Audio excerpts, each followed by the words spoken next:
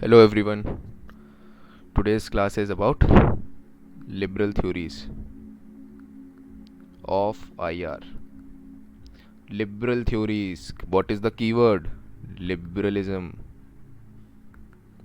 What is liberalism all about? जितना भी तुमने लेट्स से कि जॉन लॉक से जितनी बकवास पढ़ रहे हो या फिर उसके बाद JS मिल पढ़ी है तुमने वेस्टर्न पॉलिटिकल थॉट में, वही चीज़ को तुम्हें अब IR पे अप्लाई करना है. What is liberalism all about? Liberalism is all about individual.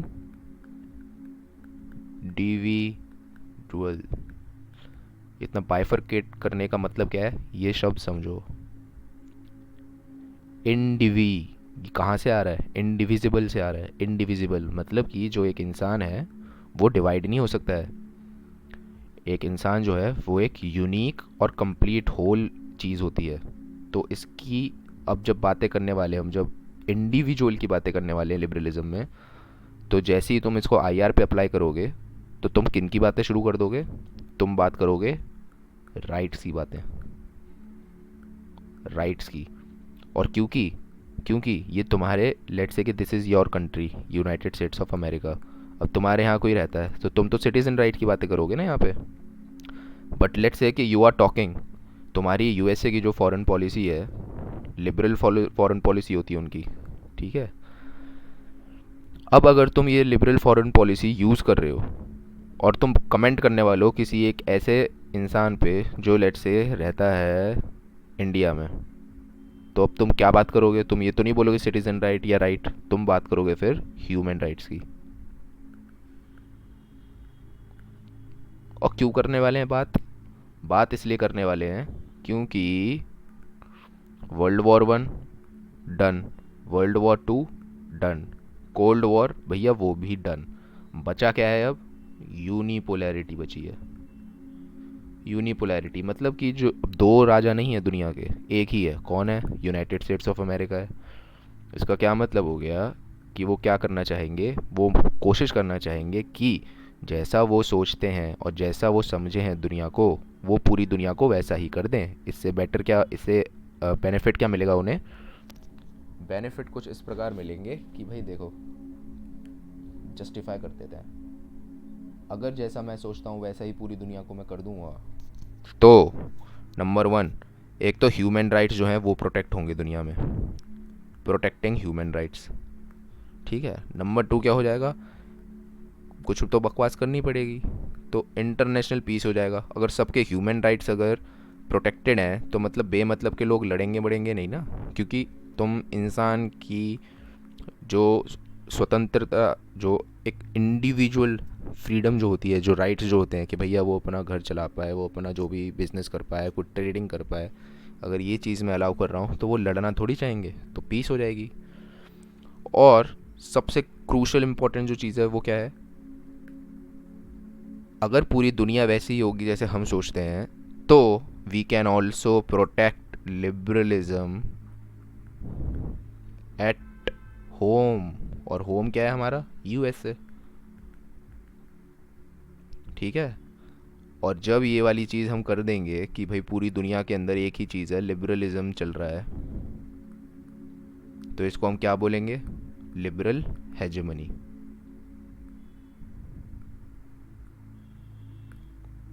समझ में आई ये बात? तो मेन जो टारगेट है इस पूरी की पूरी एजेंडा का, अगर पूरी की पूरी लिबरल हेजेमनी कह लो या पूरी पूरी लिबरलिज्म कह लो, तो इसका पूरा जो मेन एजेंडा है वो घूम फिर के तो यही है. They want to protect liberalism at home. क्यों? क्योंकि उन्हें पता है कि लेट्स से लिबरल गवर्नमेंट है USA में, बट उनके अंडर लेट्स से कोई अपना एक ग्रुप बना लेता है जो एंटी लिबरल है, जो रिस्पेक्ट नहीं करता है इंडिविजुअल राइट्स को. This is danger level 1. Now let's say कि ये जो इंटरनल ग्रुप जो फॉर्म हुआ है within the boundaries of United States of America, let's say कि it forms an alliance with some country, let's say China, that does not respect individual rights. तो इससे क्या हो सकता है? इससे रिवोल्यूशन की टेंडेंसी बढ़ सकती है, क्रांति व्रांति आ सकती है, टॉपलिंग हो सकती है.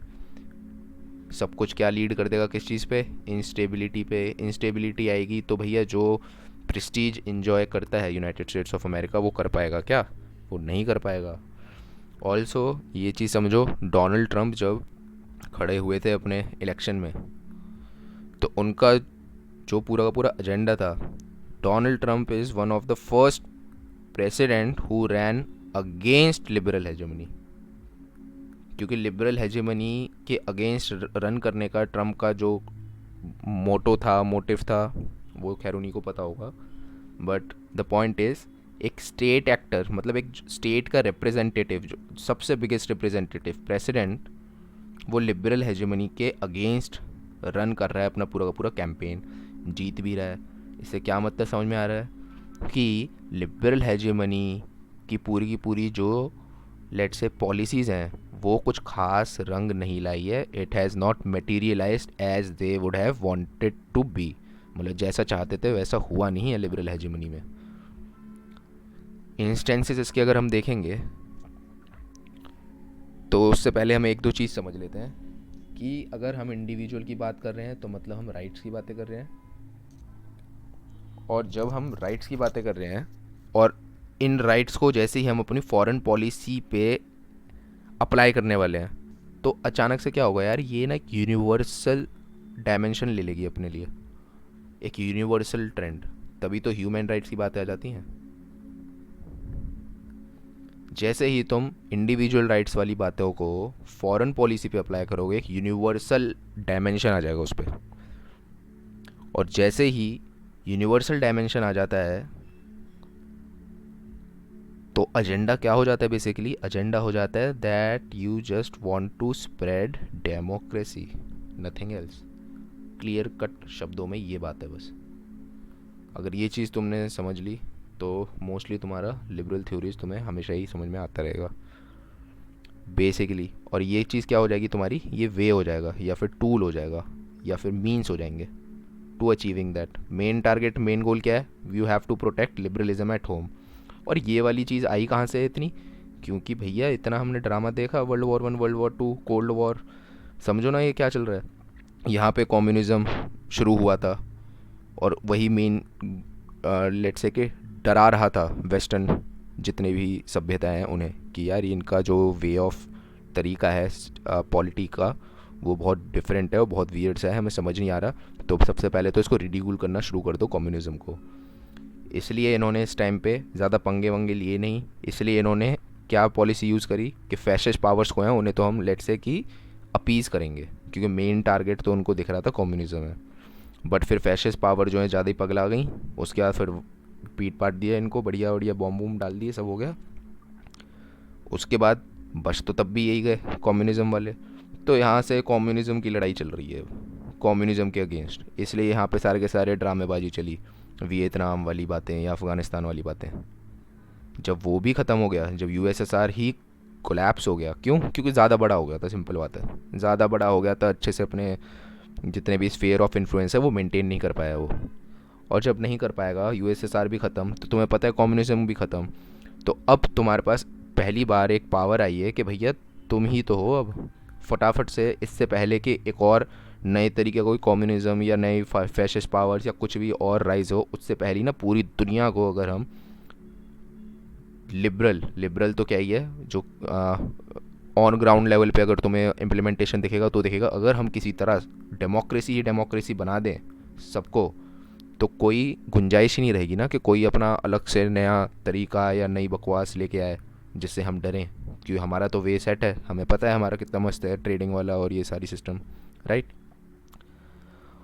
और तुमने एक और चीज़ इसमें घुसा सकते हो तुम, डेमोक्रेटिक पीस थ्योरीज़। तो डेमोक्रेटिक पीस थ्योरीज़ जो हैं वो भी कई हद तक सेम ही बात बोलती है। डेमोक्रेटिक पीस थ्योरी कि भैया पीस, राइट्स और टॉलरेंस, ये चीज़ें डेमोक्रेटिक पीस थ्योरी जो है एम करता है अचीव करने के लिए। और कैसे अचीव करना चाहता है? नाम में ही है डेमोक्रेटिक, डेमोक्रेसी बना दो सबको। अब सबको डेमोक्रेसी बनाओ, याद रहे एक और बात, जो सेकंड पॉइंट था उसके अंदर कि अचीव क्या कर रही है यूएसए की फॉरेन पॉलिसी उनके हिसाब से, जो सेकंड पॉइंट है इंटरनेशनल पीस। अब समझो इंटरनेशनल पीस जो है, ये तुम्हारी ट्विन प्रॉब्लम्स जो हैं ये दोनों को भी सॉल्व कर देता है। ट्विन प्रॉब्लम क्या है? नंबर 1 टेररिज्म, और नंबर 2 तुम्हारा न्यूक्लियर प्रोलिफरेशन। कि भाई अगर इंटरनेशनल पीस हो जाएगी, कैसे होगी इंटरनेशनल पीस? अगर सबकी सब डेमोक्रेसी बना दी तो इंटरनेशनल पीस हो जाएगी, और सबकी सब अगर डेमोक्रेसी और इंटरनेशनल पीस है तो देर इज़ नो टेररिज्म और न्यूक्लियर प्रोलिफरेशन होगा नहीं। कितनी सुंदर बात कह रहे हैं, ठीक है। बट इसके साथ साथ ये एक और चीज़ बोलेंगे कि भाई देखो, लेट्स से कि let's take the example of China, या फिर let's take the example of Saudi Arabia. ये क्या हो गई? ये हो गई नॉन लिबरल गवर्नमेंट्स। अभी जब नॉन लिबरल गवर्नमेंट्स हैं, इनको अगर हम एनालाइज करेंगे तो हम देखते हैं कि नॉन लिबरल गवर्नमेंट जो है ना, they are always in a state of aggression. With home? किनके साथ हैं स्टेट ऑफ अग्रेशन में? With their own people. खैर वो तो अभी इंडिया भी हो रहा है, फार्मर प्रोटेस्ट चल रहे हैं, but point is you are in a state of aggression with your own people. What is the core reason for this? कि भैया यू आर नॉन लिबरल, जो तुम्हारी गवर्नमेंट है वो नॉन लिबरल है। तो ये अगर मैं ऐसे करके लॉजिक दे रहा हूँ तो ये तो मेक सेंस वाली बातें हो रही हैं कि it is sir making sense. But now we have to figure it out, is it? Bush doctrine,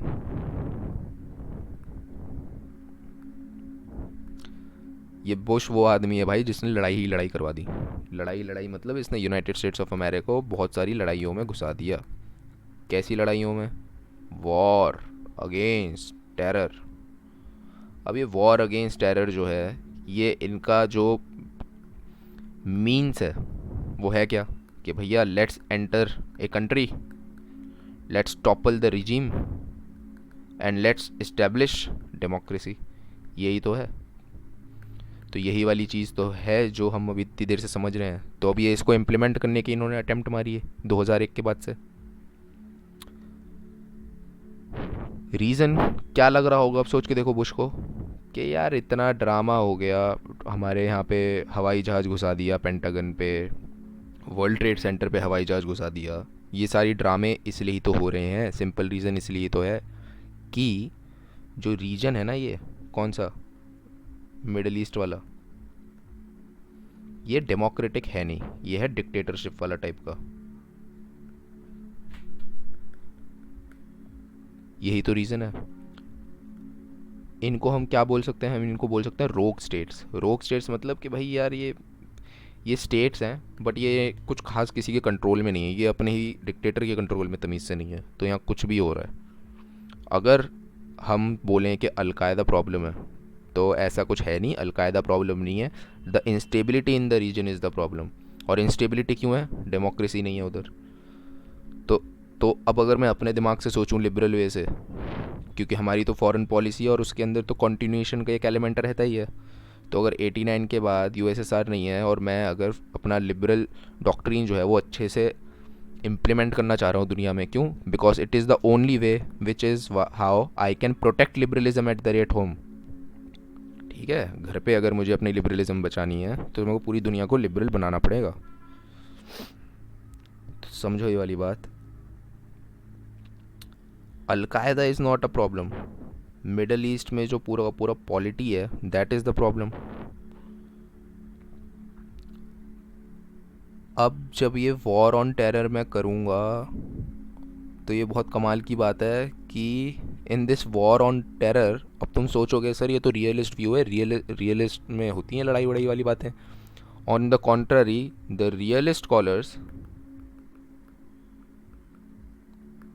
they opposed this war on terror. Meanwhile, who favored it, या कौन लोग थे जो इसके समर्थन में थे? लिबरल्स। ठीक है, कहानी पे थोड़ा फोकस करो। लिबरल्स जितने भी स्कॉलर्स हैं वो लोग ही समर्थन में है इस वाली चीज़ के। रियल स्कॉलर तो अगेंस्ट में थे, वो थे कि क्या मतलब, क्यों क्यों ट्राई करना है सबको करने का, हमने क्या ठेका ले रखा है? नहीं ले रखा ना। और किन को करने जा रहे हो तुम? रोग स्टेट्स को। अब समझ के देखो ये रोक स्टेट्स हैं क्या यार, उनकी डिक्टेटरशिप चल नहीं रही, चल रही, तुम्हें क्या मतलब। तो टेक्निकली रोक स्टेट कौन है, बेसिकली वो हैं who are not dancing to the tune of United States of America. ये वो स्टेट्स हैं बेसिकली कि भैया ये हमारे कहने से नहीं चल रही। इंडिया को देखो, 1 मिनट के अंदर ईरान से हटा दिया ना हमने सारे तेल वेल के संबंध, 2 मिनट नहीं लगे। We are dancing to the tune of United States of America, we are fine. ठीक है। सऊदी अरेबिया, क्या वहाँ पे डिक्टेटर है कि डेमोक्रेसी है, भैया वहाँ तो डिक्टेटर है, but Saudi Arabia dance to the tune of United States of America, इसलिए नो प्रॉब्लम, रखो अपनी डिक्टेटरशिप, कोई प्रॉब्लम नहीं है। अब समझो, Taliban, Iran, are they dancing to the tune of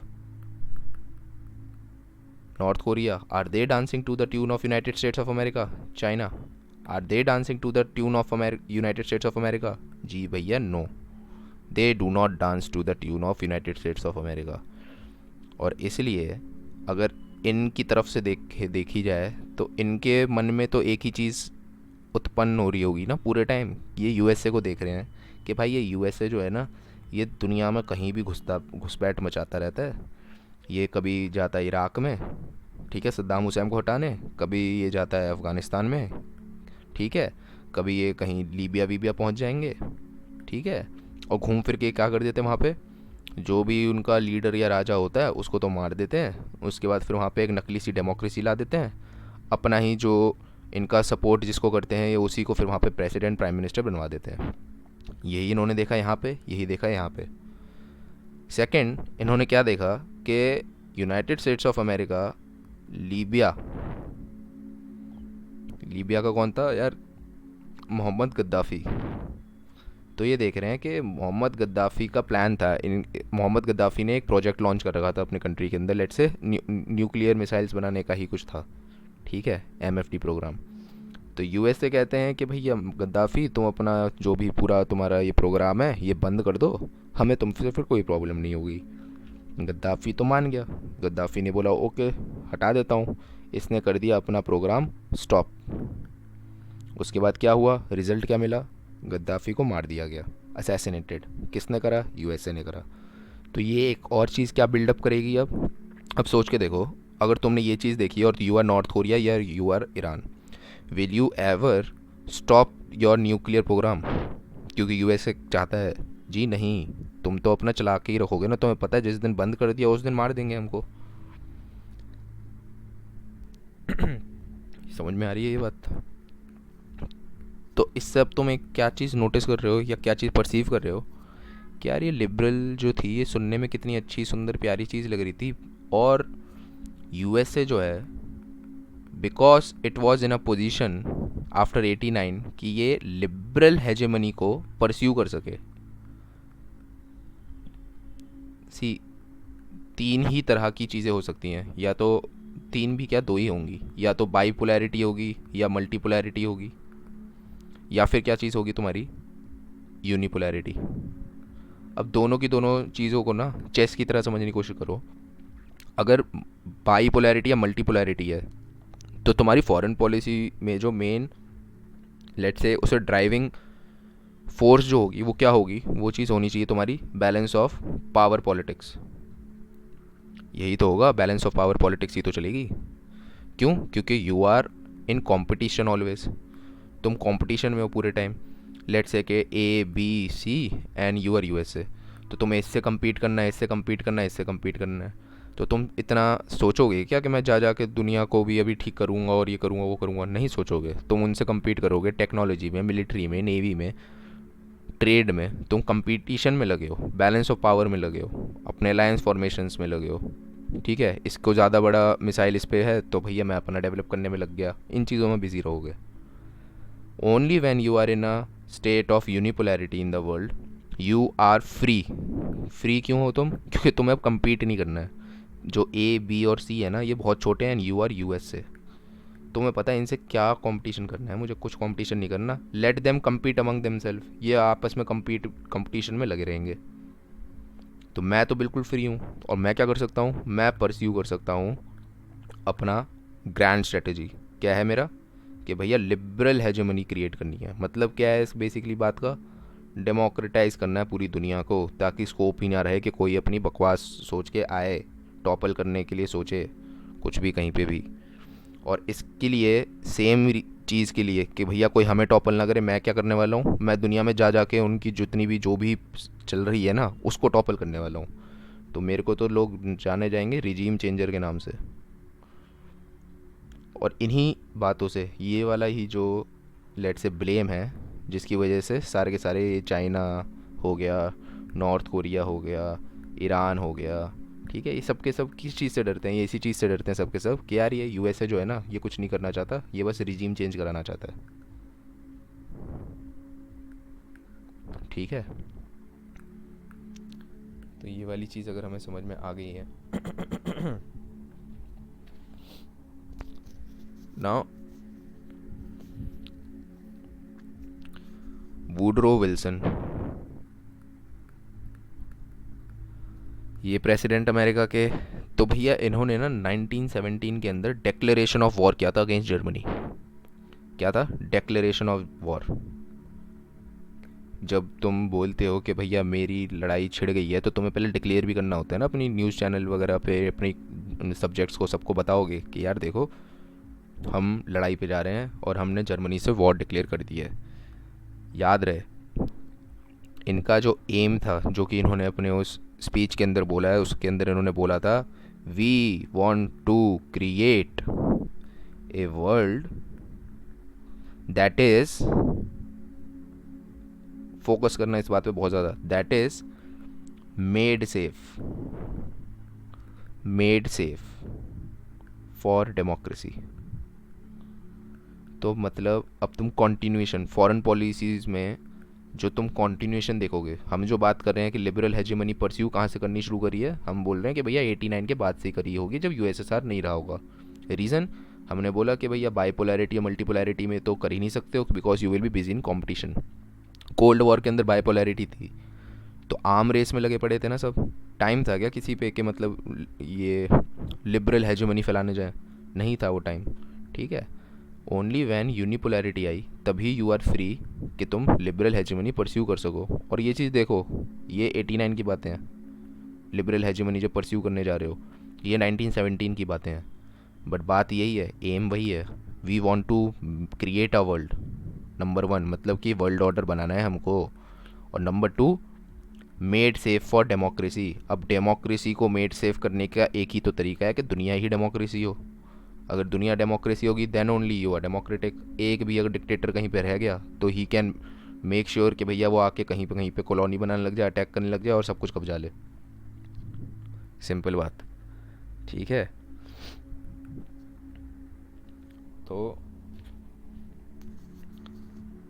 क्योंकि अब इनका डेमोक्रेसी बनाने का जो गेम है ये 1917 से लेकर अभी तक, एंड अभी तो मतलब अभी से मतलब ये 89 के बाद ये काफ़ी प्रचंड हो गया। तो सोच के देखो, रशिया, चाइना, ये तो पूरे टाइम वरीड रहेंगे कि भैया यूएसए जो है वो क्या करने आएगी, वो कभी भी अचानक से आ जाएगी रिजीम चेंज करने। तो रशिया क्या करेगा, वो तो अपने आसपास भैया एक स्फीयर ऑफ इन्फ्लुएंस बना के रखेगा अच्छे से। और टू बी वेरी ऑनेस्ट, एक बार नेटो का एक्सपेंशन भी देख लेते हैं। तो नेटो जो है वो ईस्टवर्ड एक्सपेंशन हुआ नेटो का, और नेटो का एक्सपेंशन जो है 3-4 बार करने की ट्राई करी गई है। एक तो 1999 में, ठीक है, उसके बाद 2004 में, और फिर 2008 में। और 2008 में आई थिंक हैप्सबर्ग समिट था ये, तो वहाँ पे जो डिक्लेयर किया था वो करा था कि भैया यूक्रेन और जॉर्जिया, ये दो देश, कि इन दो देश को अब हम चाहते हैं कि ये नेटो ज्वाइन कर लें। अगर तुम लोकेशन देखोगे जॉर्जिया और यूक्रेन की, तो ये अगर रशिया है तो Georgia and Ukraine are like here. अब समझो ये डायरेक्टली उसके अंदर आते हैं रशिया के स्फेयर ऑफ इन्फ्लुएंस वाले क्षेत्र में, कि यहाँ पे Russia won't tolerate anybody else. यार तुम ऐसे समझो कि इंडिया है और ये नेपाल है यहाँ पे। अब नेपाल अगर अपना किसी के साथ सिक्योरिटी अलायंस फॉर्म कर ले, एक सिक्योरिटी ब्लॉक फॉर्म कर ले किसी और के साथ, तो क्या इंडिया अलाउ करने वाला है नेपाल को? जी बिल्कुल नहीं। हमारे बैक यार्ड में रहते हो, हमसे पूछ के हमारी ही चीज़ करोगे और कुछ नहीं करोगे, अलाउ नहीं करेंगे। जो ये स्टेट्स होते हैं ना, states, they are ruthless machines, ये बात समझ लो। ये रूथलेस होते हैं स्टेट्स। ये दिखने में चाहे अपना कितना भी डिस्गाइज करें कि we are liberal, we want peace, ये वो, बट नहीं जी, ये हैं कतई रूथलेस। And they won't ever accept कि भाई मेरे साइड वाले जो है वो किसी और ही, वो भी मेरे दुश्मन के साथ एक सिक्योरिटी ब्लॉक में ज्वाइन कर रहा है। और इसलिए हम देखते हैं कि 2008 के अंदर जब यूक्रेन और जॉर्जिया का नाम ले दिया नेटो समिट के अंदर के इन दोनों को हम ज्वाइन करवाने वाले हैं नेटो, समझो ये बात रही होगी यूक्रेन वाली, लेट्स से जनवरी फरवरी मार्च, तो अगर मार्च में अगर सबमिट हो रहा है, लेट्स से कि अप्रैल में सबमिट हो रहा है 2008 में, तो भैया अगस्त के अंदर वॉर छिड़ गई यूक्रेन में। उसके बाद 2000, यूक्रेन में नहीं, जॉर्जिया के अंदर, ठीक है। एंड 2014 के अंदर हम देखते हैं क्रीमिया एनेक्स कर लिया रशिया ने। तो क्या हमने कभी रशिया का रशिया को after 89 in a state of aggression देखा था? Are there any evidence for the aggression from the side of Russia? जी बिल्कुल नहीं। तो ये सिर्फ 2008 के बाद ही दिखा था। रीज़न क्या है कि भैया यूएसए जो है अपनी लिबरल हेजेमनी को परस्यू करने में इतना ज़्यादा घुस गया था। और कब की बात है? 2008 की। मतलब क्या है कि 2001 के बाद वॉर ऑन टेरर में इराक, अफ़गानिस्तान, ये वाली चीज़ भी हम देख चुके हैं। मतलब कि पहले ही रशिया और चाइना ये वाले तो ऐसे ही देख रहे हैं कि कर क्या रहा है यूएसए, ये जहाँ जहाँ जा रहा है वहाँ पे अपनी अलग ही रिजीम चेंज करके कुछ और ही बना बना के आ रहे हैं वहाँ पे। अब ये देख रहे हैं कि भाई ये मेरे पड़ोस में भी आने लग गया है ये।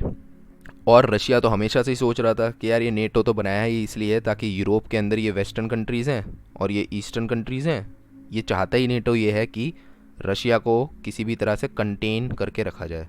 अब ये नेटो यहाँ तक था, ठीक, समझ में आ रहा है। ये कह रहे हैं नेटो को यहाँ तक ले आएंगे, घर तक, तो जी बिल्कुल नहीं, किसी भी हालत में नहीं हो सकता ये।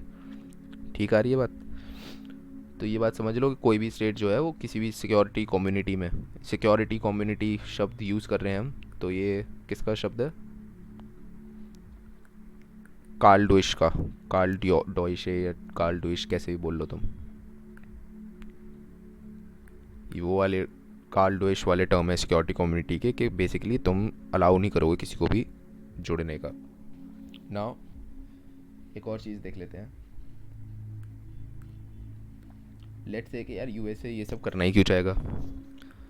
ठीक है, तो लेट्स से कि तुम यूनी पोलैरिटी में आ गए। लेट्स कम बैक टू 1989, और यहाँ पे ना अचानक से यूएसए के स्टेट ऑफ माइंड में जाते हैं कि उनके पास ऑप्शंस क्या हैं। Let's say what are the options for me. तो पहला ऑप्शन जो मेरे लिए होगा वो तो ये होगा कि यार चलो ठीक है, communism is gone, let's go back, let's go back to home. घर पे जाओ वापस, आइसोलेशनिस्ट अपनी जैसी टेंडेंसीज थी पुरानी पहले वर्ल्ड वॉर वन से पहले, वैसे ही हो जाते हैं फिर से। नंबर 2 ये है कि let's stay involve, let's stay involved कहाँ पे? एब्रॉड में। और क्या करेंगे हम यहाँ पे? यहाँ पे हम मेंटेन करेंगे स्टेटस को, कि जैसा है वैसा ही रहे, कुछ कहीं नहीं बदले, स्टेटस को मेंटेन करेंगे। या फिर जो थर्ड है, सेम, स्टे इन्वॉल्व कहाँ पे? Abroad, but let's alter the status quo. अब अगर मैं ऑल्टर करने वाली पॉलिसी, ये वाले 3 ऑप्शन है, इसमें है कि भैया क्यों करना? अब भैया पावर भी आती है ना, दिखता है कि कोई पॉइंट नहीं है गो बैक करके, एक ना एक दिन कोई आएगा फिर से तंग करने, तो बेटर है कि stay involved abroad all only, और जैसा है वैसे मेंटेन करते हैं। बट पॉइंट इज़ कि स्टेटस को अगर मेंटेन करवाएंगे तो we are just giving time कि कहीं पे कोई फिर से कम्युनिज्म टाइप की बातें शुरू होंगी और फिर से हमें दिक्कत होंगी, फिर से वॉर होगा, ये होगा, ड्रामा होगा, आर्म रेस होगा, ई टी सी। तो बेटर अप्रोच क्या है? Let's try to alter the status quo. जहाँ जहाँ पे कुछ कुछ बच गया है सबको हटाओ, सबको क्लियर करो, डेमोक्रेसी स्थापित करो। अब जब तुम ये वाली चीज़ करने लग जाओगे ऑल्टरिंग वाली, तो यहाँ पे अब एक तो होता है theoretical, theoretical it is sounding very very nice and practical, कि हाँ भाई थ्योरेटिकली तो सही बात है, यही करना पड़ेगा। बट लेट्स से कि जब तुम प्रैक्टिकली जब तुम ये वाली चीज़ करने जाओगे तो तुम क्या चीज़ समझोगे? सबसे पहली चीज़ जो तुम्हें समझ में आएगी वो ये है कि भैया it is very very very very tough to do social engineering. और ये इसके प्रमाण जो हैं वो तो तुम्हें 10 जगह दिख जाएंगे, तुम्हें वियतनाम वॉर से लेकर, ठीक है, अफ़गानिस्तान, इराक, हर जगह तुम्हें दिख जाएगा कि भैया social engineering is very very tough. और सोशल इंजीनियरिंग जो है ये बहुत ज़्यादा टफ क्यों हो जाती है? इसमें दो तीन चीज़ें आ जाएंगी, जैसे कि सबसे पहले तो तुम्हारी चीज़ आ जाएगी नेशनलिज्म। जो नेशनलिज्म है ना, it is a very very strong force. मतलब ये वैसी फोर्स है कि you can not ever win against nationalism. Nationalism is the driving force. तुम सोच के देखो ना यार, दुनिया में बहुत बड़े बड़े एम्पायर्स खड़े हुए हैं, ब्रिटिश एम्पायर, ये एम्पायर, वो एम्पायर, इन एम्पायर्स को तोड़ दिया यार, किसने तोड़ा? एक फोर्स ने, नेशनलिज्म की फोर्स। समझ रहे हो? तो आइडिया तुम्हें अभी ये लेना है सबसे पहले, United States of America is addicted to war. 7 लड़ाइयाँ लड़ चुका है ये जब से कोल्ड वॉर ख़त्म हुआ है। मतलब 89 के बाद से ही ये 7 अलग अलग देशों के साथ अलग अलग लड़ाइयाँ लड़ चुका है। तो इनकी जो फॉरेन पॉलिसी है, हम कह सकते हैं कि it is a very very very heavily militarised foreign policy है। हमारी तो नहीं है, क्यों? हम मिलिट्री इतनी है कहाँ, हम तो बोरो करते हैं ना इधर उधर से। यार आदमी खड़े करना मिलिट्री नहीं होती, it is all about training and the gears and equipments. अब आज की लड़ाई वो नहीं है ना, थप्पड़ा थप्पड़ी नहीं हो रही कि भैया ड्रोन है मेरे पे, मैं ऑपरेट करना चाह रहा हूँ, मैं कोडिंग भी जान रहा हूँ, मैं उसको तुरंत के तुरंत चीज़ें बदल रहा हूँ, साइबर वॉरफेयर कर रहा हूँ। ये है आज की वॉरफेयर। समझो, clear cut point, these wars are driven by liberalism. तो लिबरल ड्रिवन वॉर्स हैं ये सारी की सारी। इसमें कहीं पे भी तुम्हारा रियलिस्ट वाला जो एजेंडा है वो कहीं पे दिख नहीं रहा। Sure, geo politics dictate some elements, but they are liberal driven wars. और ये वाली जब चीज़ तुम समझोगे तब तुम्हें समझ में आएगा थोड़ा बहुत आजकल क्या चल रहा है। आजकल तुम देखते हो ना, nationalism is on the verge of rising, और पॉपुलिज्म आ गया है एक बहुत तगड़ा वाला। क्यों? क्योंकि इकलौती जो क्यूट चीज़ थी दुनिया की, लिबरलिज्म, उसकी तो इमेज ही ख़राब हो गई ना। क्योंकि लिबरलिज्म की बातों की वजह से ही तुम वॉरों में वॉर पे जाए जा रहे हो, जब देखो वॉर पे जा रहे हो। और जैसी रीज़न देखते हैं कि बैकिंग किस बात से आ रही है इतनी लड़ाइयाँ करने की, तो बैकिंग कहाँ से, किस बातों से आ रही हैं? बातें हैं सारी की सारी लिबरल बातें हैं, डेमोक्रेसी, लेट्स क्रिएट पीस, ये वो। तो चाहे बातें क्यूट हों, डिस्गाइज में चाहे लिबरलिज्म क्यों, कर तो तुम लड़ाई ही रहे हो, अशांति तो तुम ही फैला रहे हो, ठीक है? तो इसकी वजह से काफ़ी एक रिटेलिएशन देखने को मिल रहा है to the whole liberal regime, ठीक है? इसलिए हम कहते हैं कि the liberal hegemony is on decline. तो ये वाली चीज़ें भी सॉर्ट हो जाएंगी। उसके बाद दो चीज़ें देख लेते हैं, नेटो एक्सपेंशन और बुश डॉक्ट्रिन। जो नेटो एक्सपेंशन है ये तुम्हारा क्लिंटन एडमिनिस्ट्रेशन की बातें हैं ये, ठीक है? और ये नेटो एक्सपेंशन ही तुम्हारा one of the principal cause है for conflict between Russia over Ukraine. अब बुश डॉक्ट्रिन क्या है? बुश डॉक्ट्रिन है कि लेट्स इम्प्लीमेंट और ये लेट्स से कि लेट्स परस्यू लिबरल हेजेमनी। और ये कैसे करनी है? डेमोक्रेसी क्रिएट कर करके। पहले किसको डेमोक्रेसी बनाऊंगा मैं? तो भैया मैं तो उनको बनाऊंगा जो मेरी ट्यून पे नाच नहीं रहे, who are not dancing to my tune. Who am I am United States of America. तो शुरू में इसके टारगेट्स कौन कौन हो गए? अफ़गानिस्तान हो गया, इराक हो गया, लीबिया हो गया, सीरिया हो गया, इजिप्ट। इजिप्ट में तो बकवास ही करी है इन्होंने। पहले मुबारक को हटाया, उसके बाद फिर मुस्लिम ब्रदरहुड आ गया, वहाँ पे इलेक्शन मुस्लिम ब्रदरहुड ही जीत गया। ठीक है, तो इनका दिमाग ख़राब हो गया कि भैया ये कौन जीत गए। तो उनसे भी, मोहम्मद मोरसी से भी फिर डिसइंटेंटेड हो गए, उनको भी हटवा दिया। तो वही ये चीज़ चली जा रही है। और अभी इनको कोई प्रॉब्लम नहीं है कि इजिप्ट में एक, मतलब एक घटिया आदमी बैठा हुआ है पावर पे, but they are happy. Why? Because he is dancing to the tune of them. Simple बात। अब ग्लोबलाइजेशन का भी थोड़ा बहुत रोल दिखता है, जैसे कि तुम्हारे ये उल्टे सीधे नाम के जो रेवोल्यूशन है, जैसे अरब स्प्रिंग हो गया। अब अरब स्प्रिंग हुआ, लेट से,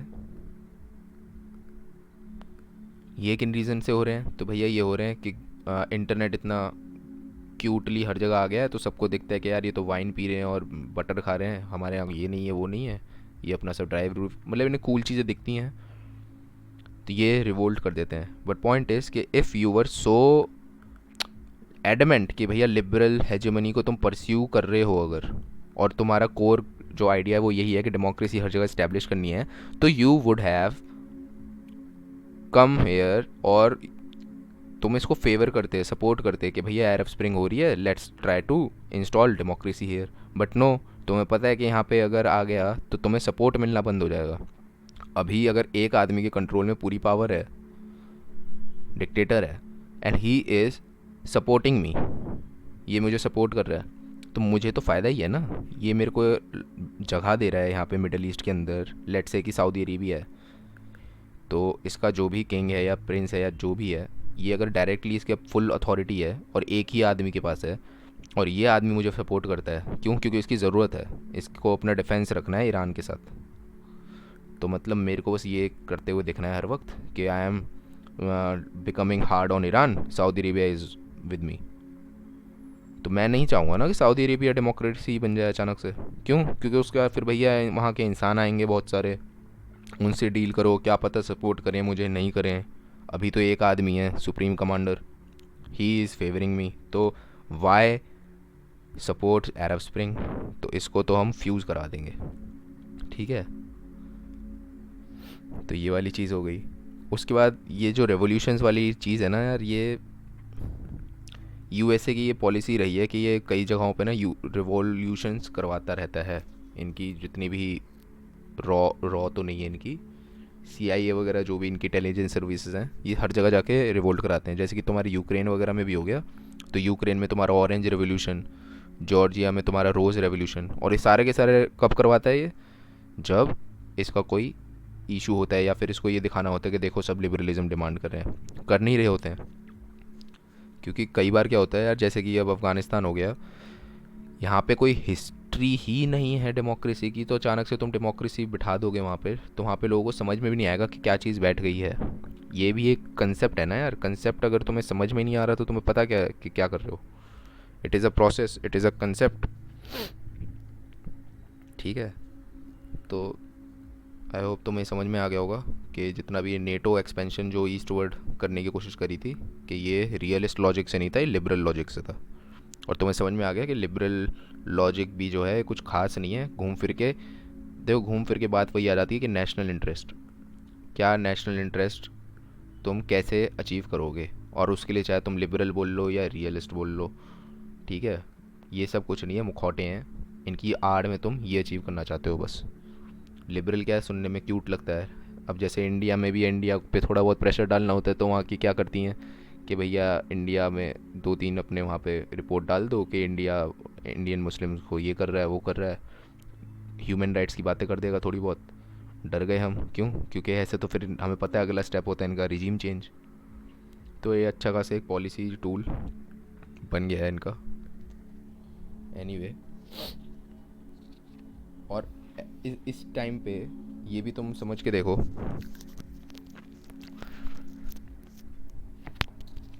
कि अगर मैं, लेट से, अगर मैं इतनी अच्छी चीज़ करना चाह रहा हूँ, सुनने में तो ऐसी लग रही है ना हमें, तो ये फ़ेल क्यों हो रही है हर जगह? ये इराक़ में फ़ेल हो गई, ये अफ़गानिस्तान में फ़ेल हो गई, ये हर जगह फ़ेल क्यों हो रही है? तो समझ के देखो, सोशल इंजीनियरिंग जो है वो बहुत ज़्यादा टफ़ है। ये हो नहीं सकती है, खास करके आर्मी द्वारा। आर्मी अलग चीज़ों की ट्रेन है, वो जाके सोशल इंजीनियरिंग नहीं करेगी, वेरी वेरी डिफ़िकल्ट है। नेशनलिज्म जो है ये, इसका मतलब ही है कि भैया हमारी चीज़ हम खुद ही कहते हैं कि राइट टू सेल्फ डिटर्मिनेशन। तो भाई सेल्फ डिटर्मिनेशन का मतलब है कि हम बताएंगे हमें कैसे रहना है। अगर हम डेमोक्रेसी में भी रहना चाहते हैं तो वो भी हम बताएंगे। तुम आके घुस घुस के हमारे देश में हमें नहीं बोलोगे कि तू डेमोक्रेसी बन जा, कोई बनेगा क्या ऐसे? इंडिया डेमोक्रेसी इसलिए क्योंकि हमें बनने नहीं दे रहे थे, तो हम बन गए। हमने चुना ना कि we want to be democracy. ठीक है, अब कोई आके बता दे कि आज से तुम डेमोक्रेसी हो, नहीं भाई नहीं मानेंगे। चाहे अच्छी चीज़ हो बुरी चीज़ हो की बात नहीं है, बात है किसी और की नहीं सुननी। ठीक है। और थर्ड सबसे इम्पोर्टेंट चीज़ है कि भैया पीपल जो है ना वो स्टेबिलिटी को ज़्यादा प्रेफर करेंगे rather than rights. Rights to be very honest, जो राइट्स हैं इनकी कुछ खास इम्पोर्टेंस है क्या? लेट्स से कि you are living in India, तो भैया तुम्हारे कितने सारे राइट्स हैं, तुमने तो सब पढ़ लिए पॉलिटी वगैरह। फ्री एजुकेशन, अलाना फलाना ढिमका, कुछ मिलता है क्या किसी को? नहीं भाई। पर जैसे चल रहा है स्टेबिलिटी जो जो भी है अभी, वो कोई बोले कि ये बदल जाएगी अचानक से, तो ये भैया कतई बर्दाश्त नहीं होती है लोगों को। तो even if you go to Russia, और रशिया में या फिर तुम थोड़े बहुत अगर इंटरव्यूज़ वगैरह देखोगे लोगों के, तो देवर आस्ट कि भैया how do you feel about Putin. Simple बात है, दे आर लाइक कि भैया अगर प्यूटिन एक टोटलिटेरियन लीडर भी है तो more power to him. Y?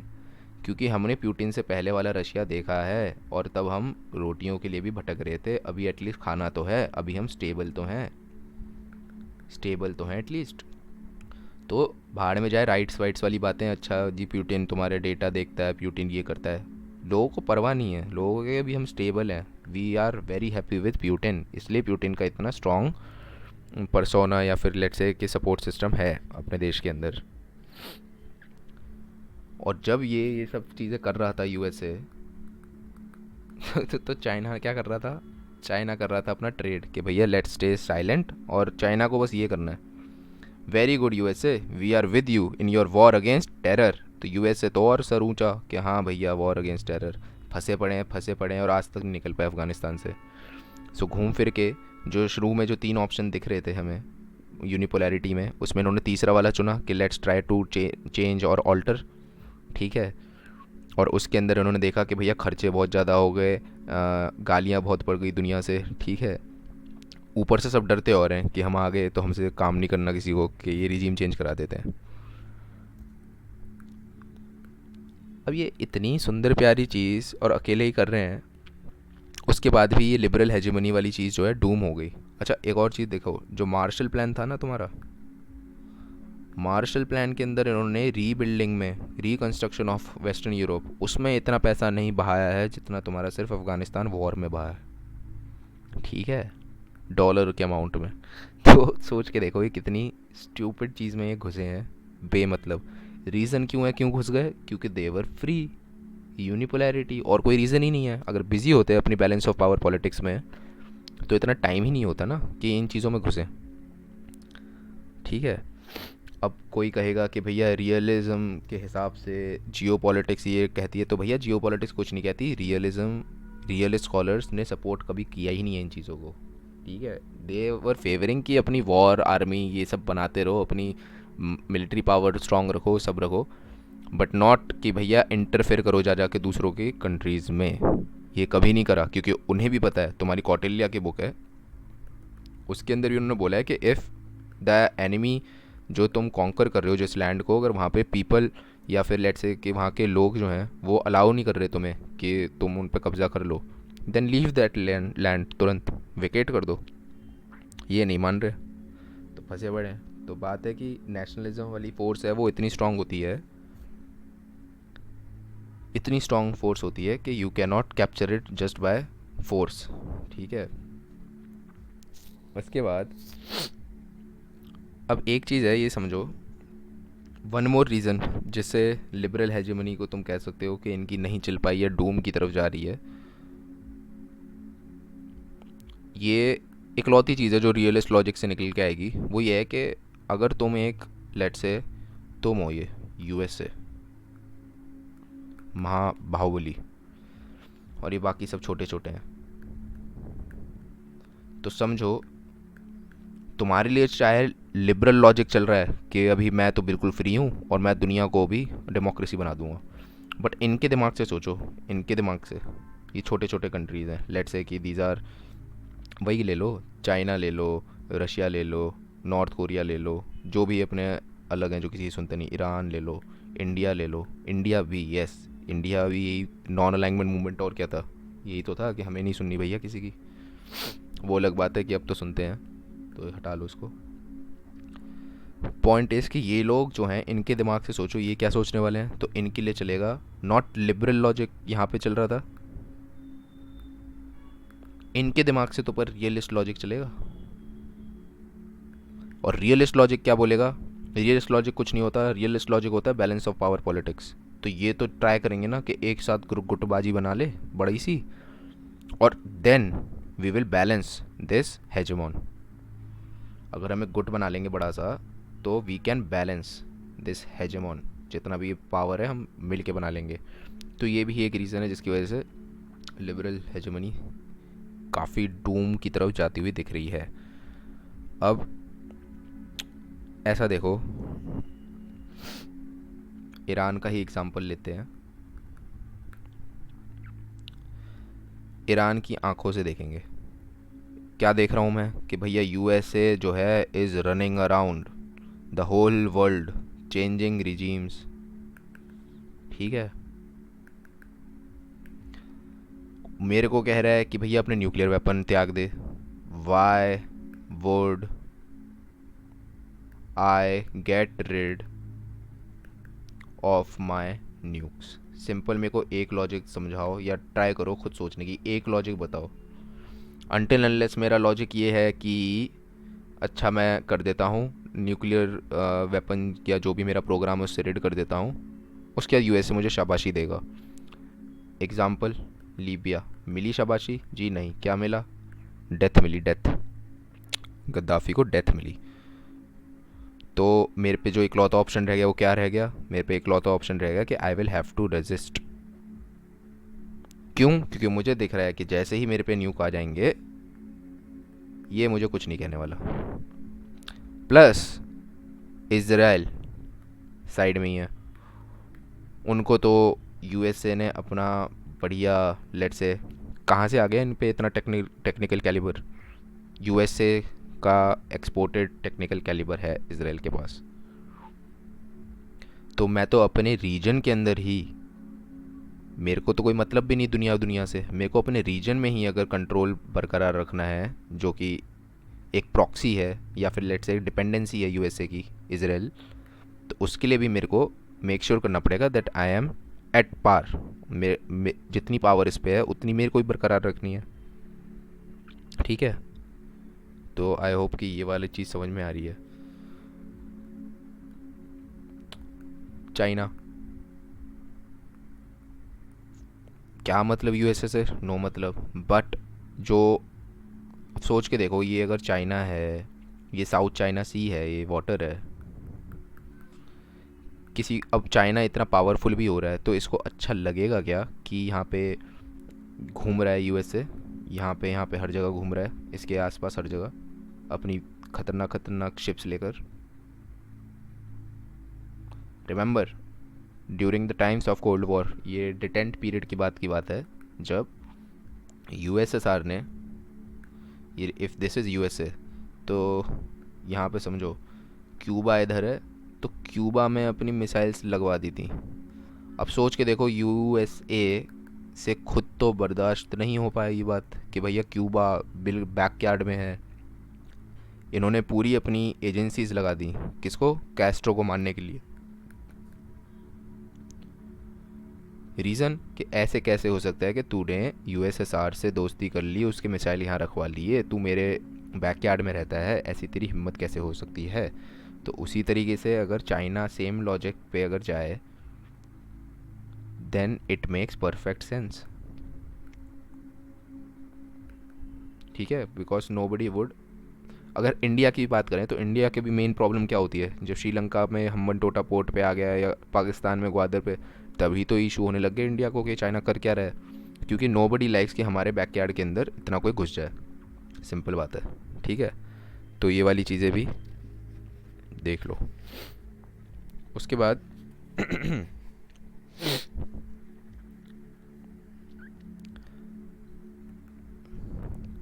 Realism 101, let's try to analyse Russia का बिहेवियर भी एक बार फिर से। रशिया का बिहेवियर सेम वही नेटो एक्सपेंशन से, क्योंकि उस समय जल्दी जल्दी मैंने बताया। तो ये रियलिज्म 101 वाली बातें हैं पूरी की पूरी। क्या क्या? नेशनलिज्म, फटाफट से। दूसरा, stability greater than rights, stability पे ज़्यादा एम्फेसिस होता है राइट से। ये फैक्टर हैं जो रशिया के बिहेवियर को डिटरमाइन करेंगे। जब तुम्हें दिख रहा है कि हमारे फिर से बैकयार्ड में नेटो क्या है, बेसिकली नेटो अगर ईस्टवर्ड एक्सपैंड कर रहा है, तो अब रशिया के पास आसपास नदियाँ वो थोड़ी हैं, सीज़ थोड़ी हैं। अब चाइना में हमें दिख गया, साउथ चाइना सी में, ठीक है। ईरान में दिख गया कि इसराइल साइड में। रशिया में कैसे देखोगे? तो रशिया में ऐसे ही देखोगे ना कि यूक्रेन हो गया या फिर पुराने यूएसएसआर वाले जितने भी थे देश, उनमें अगर तुम घुसोगे, क्योंकि Russia still till date maintains a sphere of influence there. ठीक है, तो इससे पहले कि यूक्रेन या फिर जॉर्जिया जैसे देश नेटो ज्वाइन करें, दैट इज़ कि यूएसए की let's say force, USA led force ही है टेक्निकली नेटो, और क्या ही है। तो रशिया विल मेक श्योर कि वो हेवॉक ब्रेक कर देगा, वो उनको तोड़ ताड़ देगा दोनों देशों को इससे पहले कि ये ज्वाइन करें। मतलब किसी भी हालत में ये ज्वाइन नहीं कर सकते दोनों के दोनों। और रीज़न क्या है? ये रीज़न क्या है मैं बताता हूँ। रीज़न है कि ये दोनों कंट्रीज जो हैं ये स्टूपिड हैं। They are stupid that they think that they are sovereign. They are not sovereign. ये जो स्मॉल स्टेट्स होते हैं ना, जैसे नेपाल भी है, Nepal is a stupid state if it thinks कि it is a sovereign state. Are you sovereign? No भैया, you are not sovereign. Sovereign, अब जैसे ये क्यूबा था, सॉवरेन था क्या? कैस्ट्रो ने यूएसएसआर से कर लिया। ये गलती थी क्यूबा की कि ये सोच रहा है कि ये सॉवरेन स्टेट था और ये यूएसए बताएगा इसको। तो उसी तरह से यूक्रेन और जॉर्जिया जो हैं, दे आर नॉट सॉवरेन। समझो, जो छोटे वाले हैं इनको बड़े वालों के साथ में रहना पड़ेगा, उनके हिसाब से चलना पड़ेगा। स्पेशली अगर तुम्हारा पड़ोसी देश ही है। तो इंडिया जो है, अगर ये पूरे टाइम कहता है कि I want to maintain my let say sovereignty, इसके नाम चाहे मैं 10 तरह से दे लूँ, सॉवरेन फॉरेन पॉलिसी मैं परस्यू करना चाह रहा हूँ, इंडिपेंडेंट फॉरेन पॉलिसी में परस्यू करना चाह रहा हूँ, तो मेरे को क्या होना पड़ेगा? मेरे को नेपाल जैसा नहीं बनना। मतलब कि ना तो मैं यूएसएसआर के एम्बिट में उस तरीके से आना पसंद करूँगा कि यूएसएसआर कल को मुझे बोले कि अच्छा तू यूएसए के साथ जा रहा है, मैं बताता हूँ। ना मैं यूएसए के साथ उस लेवल पे घुसना पसंद करूँगा कि यूएसए कल को मेरे को तंग करने लग जाए कि अच्छा तू चाइना के साथ ये ट्रेड कर रहा है, मैं तेरे को बताता हूँ। ना मैं चाइना के साथ करना पसंद करूँगा, क्योंकि चाइना तो है ही पड़ोस में। तो मुझे पता है कि यूएसए से तो एक बार को लड़ाई नहीं होगी, यूएसएसआर से एक बार को लड़ाई नहीं होगी। चाइना तो बॉर्डर है, टच हो रहा है, ठीक है, हो सकती है, ठीक है। एनीवे अब अगर तुम यूएसए का अब चेंज देखोगे, इतनी लड़ाइयाँ कर ली, सब कुछ तुमने लिबरल लॉजिक पे कर लिया। अब उसके बाद एक चीज़ देखो, मेन पॉइंट जो था मैं सब कुछ कर रहा था वो किस रीज़न से कर रहा था? थर्ड पॉइंट था जो कि I want to make sure and protect liberalism at home, that is United States of America. But जितना भी मैंने अभी ड्रामा रचा है दुनिया भर में, जितना भी मैंने लिबरल हेजेमनी परस्यू करने की कोशिश करी है, उससे लिबरलिज्म एट होम जो है ना, ये अंडरमाइन हो गया है। और ये कैसे प्रूव कर सकते हैं हम? ये हम ऐसे प्रूव कर सकते हैं कि डोनाल्ड ट्रंप आ गया। ट्रंप जो है वो यही तो है। ट्रंप एक रिफ्लेक्शन है, या फिर लेट्स से एक एक्सप्रेशन है कि देखो लिबरलिज्म यूएसए में कम हो गया है, अब फेवर में नहीं है इतना। पीपल वांट वापस isolationist, people do not want globalization, people do not want factories in China, they want factories back in United States of America, because jobs नहीं है वहाँ पे अब स्किलफुल। और सॉरी, स्किललेस जॉब्स, जैसे ये होती है ना चीज़ें तुमने हाथ पैर से बना ली, वो है ही नहीं वाली जॉब्स वहाँ पे। और वहाँ पे एजुकेशन सिस्टम जो है वो काफ़ी कॉस्टली है। तो इसलिए पिछली जनरेशन और ये वाली जनरेशन ने पढ़ाई करना प्रेफर ही नहीं किया है, कि इतना डेट में जाने से अच्छा है कि नॉर्मल काम करो। नॉर्मल काम बचे नहीं हैं, हाई टेक कामों के लिए कोई पढ़ा नहीं है उधर। और जो पढ़े हैं वो इंडियंस पढ़े हैं वहाँ जा जाके, तो वो लोग जॉब लेंगे वो एमएस कर करके। तो समझ रहे हो? तो ऊपर से दिख रहा है कि खर्चे और दिख रहे हैं फालतू के फिजूल के, अफगानिस्तान में इतना खर्च दिया मार्शल प्लान से ऊपर। तो हर चीज़ जो ये दिख रही है, ऊपर से दिख रहा है कि हमको बेच बेच के चाइना ही अमीर हो रहा है। हमको बेच बेच के चाइना ही अमीर हो रहा है, और उन पे ही हम सारी की सारी चीज़ें छोड़ के आ जाते हैं उधर, वो कॉपी बना देते हैं। रीबॉक के वहाँ जूते बनाने लग जाओ, फिर वो थोड़े दिन में वहाँ पे रीडॉक बना रहे होते हैं। ठीक है, ये सारी चीज़ें हैं जिसकी वजह से हम कह सकते हैं कि अंडरमाइन हो गई है लिबरलिज्म एट होम, जो कि था हमारा मेन एजेंडा। और अगर तुम बोलोगे जेम्स मेडिसन की बात को, ये one of the founding father है यूनाइटेड स्टेट्स का, जेम्स मेडिसन। तो इन्होंने भी एक बात कही है कि no nation can preserve, United States of America जो है बना है वो एक ही प्रिंसिपल पे बना है, फ्रीडम। इसलिए तो वहाँ पे स्टैचू ऑफ लिबर्टी फ्रांस ने दी थी, वो नहीं है होती एक लेडी मशाल लेके ऐसे, किसके ऊपर है वो? Liberty. No nation can preserve freedom in continued warfare, continued warfare. और अगर ये वाली चीज़ को तुम अगर समझोगे तो देखोगे कि यूनाइटेड स्टेट्स ऑफ अमेरिका बस वॉर्स में है। आफ्टर कोल्ड वॉर ये अगर 6-7 लड़ाइयाँ उसने अलग अलग देशों के साथ इंडिपेंडेंट चल रही हैं उसकी एट अ टाइम, समझ के देखो ना, it is in a state of continued warfare. इसका मतलब है कि वो अपनी फ्रीडम ही प्रिजर्व नहीं कर पाएंगे उस हिसाब से चलते रहे तो।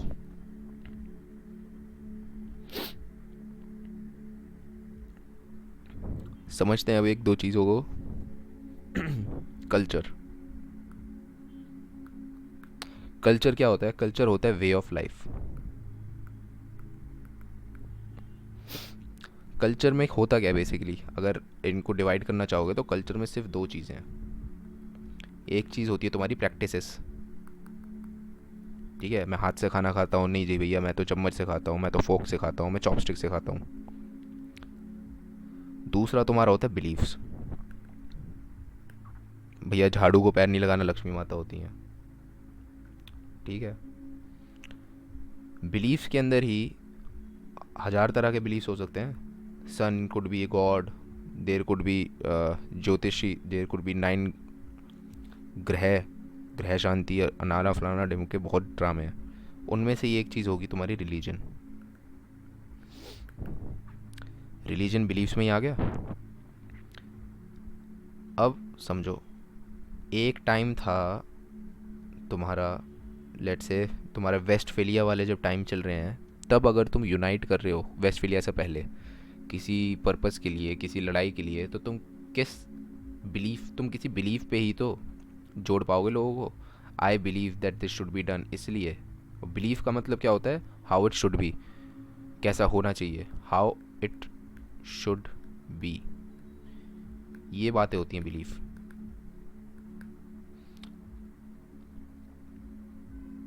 तो अगर उससे पहले अगर मैं लोगों को जोड़ना चाह रहा हूँ तो मैं मेरे पास एक ही चीज़ है, एक ही इंस्ट्रूमेंट है लोगों को जोड़ने का, that is religion.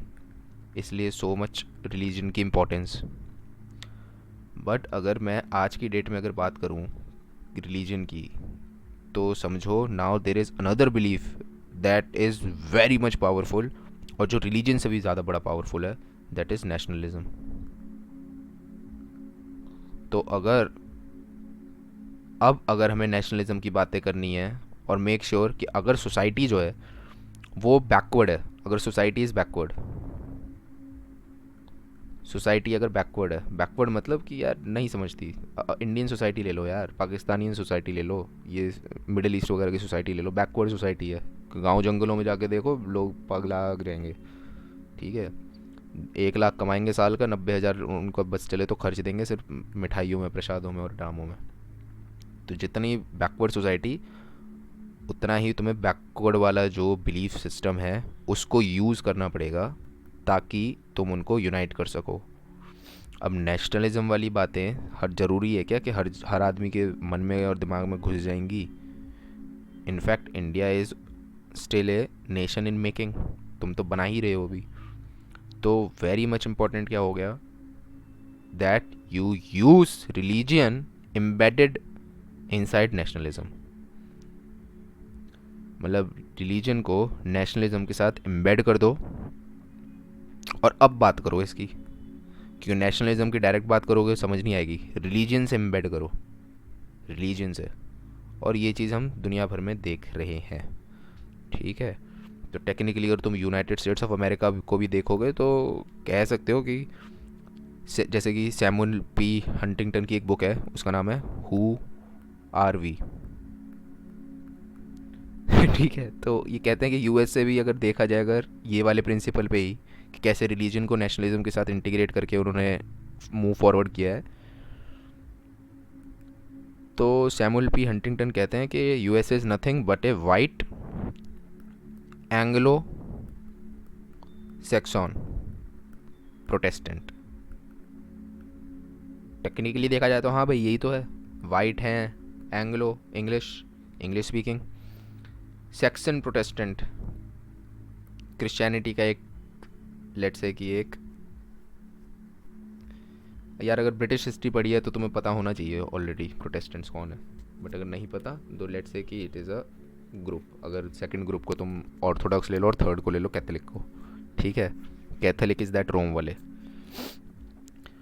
But obvious ही बात है सैमुअल पी हंटिंगटन को ये सब बकवास करनी ही थी, क्योंकि उन्होंने अपनी पूरी बात जो करी है दूसरी बुक के अंदर, क्लैश ऑफ सिविलाइजेशन में, जिसके अंदर वो बोलते हैं कि इस्लाम वर्सेस क्रिश्चियनिटी, बेसिकली उन्होंने ये नाम दिया था ईस्ट वर्सेस वेस्ट को, ठीक है। नाउ समझो, ये क्लैश ऑफ सिविलाइजेशन वाली जो थ्योरी है ना, ये प्राइम इंपॉर्टेंस जो देती है वो किसको देती है, वो तुम्हारा रोल ऑफ रिलीजन को देती है। बट अगर हम पूरी चीज़ को एक बार मैक्रो व्यू से समझने की कोशिश करेंगे तो समझेंगे कि कुछ नहीं है, नेशनलिज्म नहीं था तब, नेशनलिज्म अब है।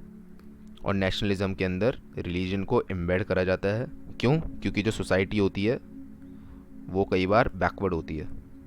करंट पॉलिटिक्स नेशनलिज्म की चल रही है, या लेट्स से कि नेशनलिज्म इज़ अ टूल जिससे तुम क्या बचा सकते हो, यूएसए से बच सकते हो। यूएसए जैसे आके अचानक से रिजीम चेंज वगैरह करता था, ये होने ही नहीं दोगे तुम अगर nationalism is strong. Nationalism strong कैसे कर सकते हो, या तो बोल लो कि भैया वे देखो हम कितने अच्छे हैं, हमारे कितने अच्छे एक्टर थे, हमारे कितने बढ़िया बढ़िया लोग रहे हैं। ऐसी बातें लोग नहीं समझते, बहुत गधे हैं लोग हैं कई। तो रिलीजन समझते हैं, रिलीजन को एम्बेड कर दो, ठीक है। It's a war on religion, ठीक है।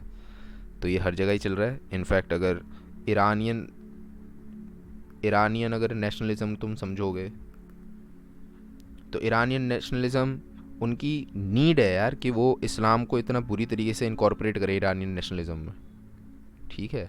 और कोई तरीका नहीं है। लेट्स से कि सऊदी भी अगर, अब ऑब्वियस ही बात है वो किसी बात का अपना नेशनलिज्म कर लेंगे, नेशनलिज्म तो उनके लिए उल्टा ही पड़ेगा, डिक्टेटरशिप वगैरह जैसे चीज़ें चल रही हैं तो, क्योंकि then people will start demanding more freedom more rights, या फिर लेट्स से सेल्फ डिटरमाइन करना चाहेंगे चीज़ों को। तो इसलिए उनकी भी नीड है, रिलीजन को एम्बेड करो नेशनलिज्म के साथ।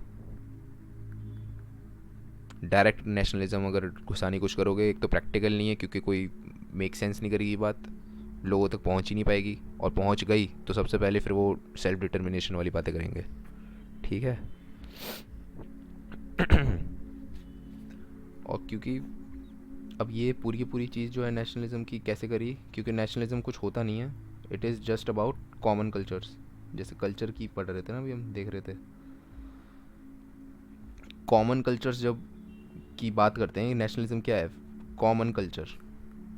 कॉमन कल्चर तुम्हें अब ढूंढोगे तो कहाँ मिल जाएगा, तुम में और मीज़ो बंदे में कोई कल्चर सेम नहीं मिलेगा, अनटिल अनलेस तुम्हें बोले कि भाई देख मीज़ो वाला भी हिंदू है, तू भी हिंदू है, तो थोड़ा फील आ रही है लोगों को, तो फिर अच्छा ठीक है वी आर इंडियंस इंडियंस। अब चाहे इंडियन समझ में नहीं आया, बस कुछ कुछ करके समझ गए मोटा मोटा कि हाँ कुछ तो है, कुछ तो सिमिलैरिटी, कुछ तो कॉमन बात है।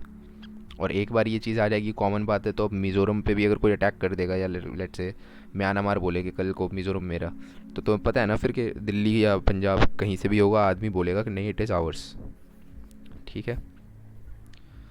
और एक ये भी चीज़ समझ के देख लो, जैसे 14, एक बार इमेजिन करके देखो कि 1450 चल रहा है और ये यूरोप है। तो 1450 के यूरोप के अंदर अभी सोच के देखो कि हैं क्या क्या, जो पावर्स हैं वो क्या क्या हैं, दिखती कैसी कैसी हैं पॉलिटिकल पावर्स। तो तुम्हें दिख रही है कि भैया एक है प्रिंसिपैलिटीज़ हैं, या फिर लेट्स से डचीज़ हैं, जैसे आज भी कहते हैं ना, जैसे मेगन मार्केल है, डचेस ऑफ कोई भी जगह, जो भी है नाम भूल गया मैं। या फिर बड़े बड़े एम्पायर्स हैं, ब्रिटिश एम्पायर, पोर्टुगीज़ एम्पायर्स, या फिर लेट्स से सिटी स्टेट्स हैं। ठीक है, ये है यूरोप 1450s का। अगर आज तुम देखोगे तो तुम्हें यहाँ पे क्या क्या देखने को मिल रहा है दुनिया में, आज की दुनिया को। ये तो यूरोप की बात बता रहा हूँ मैं सिर्फ। टुडे तुम पूरा का पूरा वर्ल्ड देखो तो अभी तुम्हें एक ही चीज़ दिखेगी बस। क्या दिखेगी? जस्ट नेशन स्टेट्स, और कुछ नहीं है भाई दुनिया में। कोई एम्पायर नहीं, कोई डचीज़ नहीं, कोई प्रिंसिपैलिटी नहीं, कोई सिटीज, चल सिटी स्टेट्स मिल जाएंगी, नेशन स्टेट्स ही हैं वो भी, जैसे लेट्स से सिंगापुर। पर पॉइंट इज़ कि पूरी की पूरी दुनिया में ये सब गायब हो गए। जैसे वो नहीं होता एवोल्यूशन के अंदर, कि एवोल्यूशन में लेट्स से कि ये है निएंडरथाल है, ये जावा मैन है, अचानक से ये भी गायब, ये भी मर गए, सब एक्सटिंक्ट हो गए, बस एक बच गया, होमोसेपियन।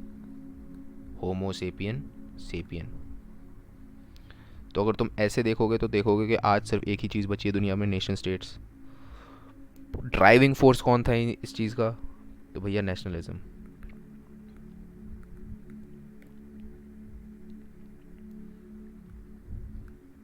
ठीक है। अब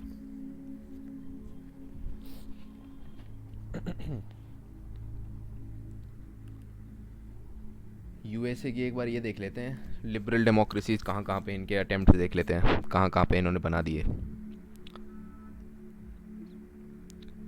वेस्टर्न यूरोप। तो वेस्टर्न यूरोप में तो ऑब्वियस सी बात है, कोई और तरीका था नहीं, पूरा पूरे टूटे फूटे पड़े थे। और ये इनके पास एक हिस्ट्री ऑफ डेमोक्रेसी थी। ठीक है, ब्रिटिश डेमोक्रेसी काफ़ी पुरानी है। ठीक है, तो वेस्टर्न यूरोप हो गया एक। उसके बाद लेट्स से वॉर के बाद वेस्ट जर्मनी ईस्ट जर्मनी हो गया था, तो यहाँ पे वेस्ट जर्मनी। अब वेस्टर्न जर्मनी जो है ये डिस्ट्रॉयड टू इट्स कोर हो रखा था, पूरा का पूरा टूटा फाटा पड़ा है। अब दिक्कत क्या है कि वेस्टर्न जर्मनी में भी बेसिकली बहुत सारे प्रोविंस थे before Ottoman Bismarck United all of them. But western Germany में एक हिस्ट्री ऑफ डेमोक्रेसी रही है। ठीक है, मतलब डिस्प्यूटेड क्लेम्स हैं बट देर आर क्लेम्स। उसके बाद तुम कह सकते हो साउथ कोरिया।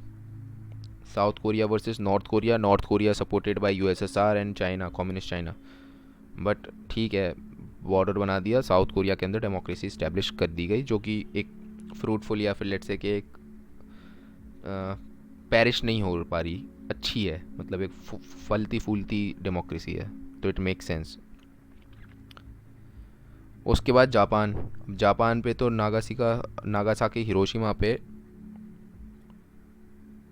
न्यूक्लियर बॉम्ब ही डाल दिए थे। बट पॉइंट इज़ कि उसमें इतने लोग नहीं मरे थे जितने तुम्हारे बॉम्बिंग से मरे थे। तो ऐसा नहीं कि जापान आफ्टर वॉर कुछ था, Japan was like there was nothing as Japan, क्योंकि कोई सिटीज़ ही नहीं थी, सारी सिटीज़ टूट गई थी, तो देर वर नो सिटीज़। प्लस दिख रहा है कि भैया साइड में है हमारे कौन, यूएसएसआर, जो कि थ्रेट है। क्यों? क्योंकि दिख रहा है कि यूएसएसआर जो है नॉर्थ कोरिया को बढ़िया वाला सपोर्ट करता है, और नॉर्थ कोरिया जो है ये तो साउथ कोरिया को अटैक कर रहा है। तो अगर तुम उस थ्योरी के हिसाब से जाओगे, कौन सी, डोमिनो थ्योरी, डोमिनो थ्योरी कि भैया एक टॉपल होगी एशिया के अंदर कम्युनिज्म में, तो एक एक करके सब वो हो जाएंगी, कम्युनिस्ट बन जाएंगी। तो ये डोमिनो थ्योरी के डर में अचानक से क्या होगा जापान का वे, कि भाई डेमोक्रेसी वाली चीज़ें ही कर लेते हैं। ठीक है, प्लस दे आर, एक कल्चर की भी बात होती है, तो ठीक है, मतलब पूरा डेमोक्रेसी नहीं है, क्योंकि last let's say one of the last emperors in the world वो अभी जापान में ही मिलेंगे तुम्हें। एम्परर है वहाँ पे, बट है ऑन इम्प्लीमेंटिंग या फिर ग्राउंड लेवल पे डेमोक्रेसी ही है जापान। ठीक है। उसके बाद और सोच के देखो तो और क्या देखोगे तो तुम बोलोगे मिडल ईस्ट। ठीक है, अब मिडल ईस्ट में तो ट्राई तो करी है, बट लेट्स से कि यार यहाँ पे ना प्रॉब्लम क्या है कि नंबर वन, एक तो there is no history of democracy, कोई हिस्ट्री नहीं है डेमोक्रेसी की। Number two, they have no threats from anybody else apart from United States of America. तो पैराडॉक्स समझ रहे हो एक, कि यार मिडल ईस्ट के लोगों को घंटा दुनिया में किसी से मतलब नहीं है, वो आपस में ही खुश हैं, वो आपस में ही रहना चाहते हैं, वो काफ़ी बंद हैं बुरी तरीके के, वो कुएं के मेंढक हैं मान लो। उन्हें किसी का डर भी नहीं है ना, वो दूर का देखते हैं, उनको बस ये है कि मेरे एरिया में मैं बेस्ट। तो Saudi Arabia versus Iran, Iran कहता है भैया मेरे को लीडर बनना है यहाँ का, सऊदी अरेबिया कहता है मेरे को बनना है, दोनों के बस की नहीं है। ईरान की चल है, सऊदी अरेबिया की नहीं है। पॉइंट इस कि इस एरिया के बाहर ये देखते भी नहीं। अब दिक्कत क्या है कि इनको कोई डर ही नहीं है सिवाय यूएसए के, कि यूएसए ही है जो बिना बात के घुसता है और बकवास करता है चीज़ें, और डेमोक्रेसी बिठाना चाहता है जिसके बारे में किसी को ABCD नहीं पता कि होती क्या है। ना सिटीज़न को समझ में आती डेमोक्रेसी क्या है, ना लीडर को आती, क्यों चाहते ही नहीं वो वाली चीज़। एक कल्चर नहीं है वहाँ पे डेमोक्रेसी का। ठीक है, अब ये वाली चीज़ भी समझ लो,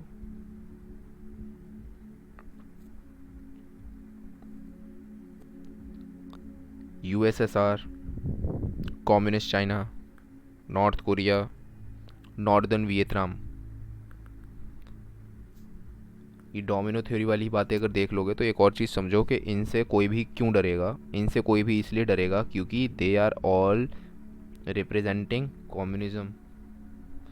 और कम्युनिज़्म की बातें अगर करोगे तो सीधी बात है, सबसे पहली बात क्या हो जाती है, nationalism is opium of masses, religion is opium of masses.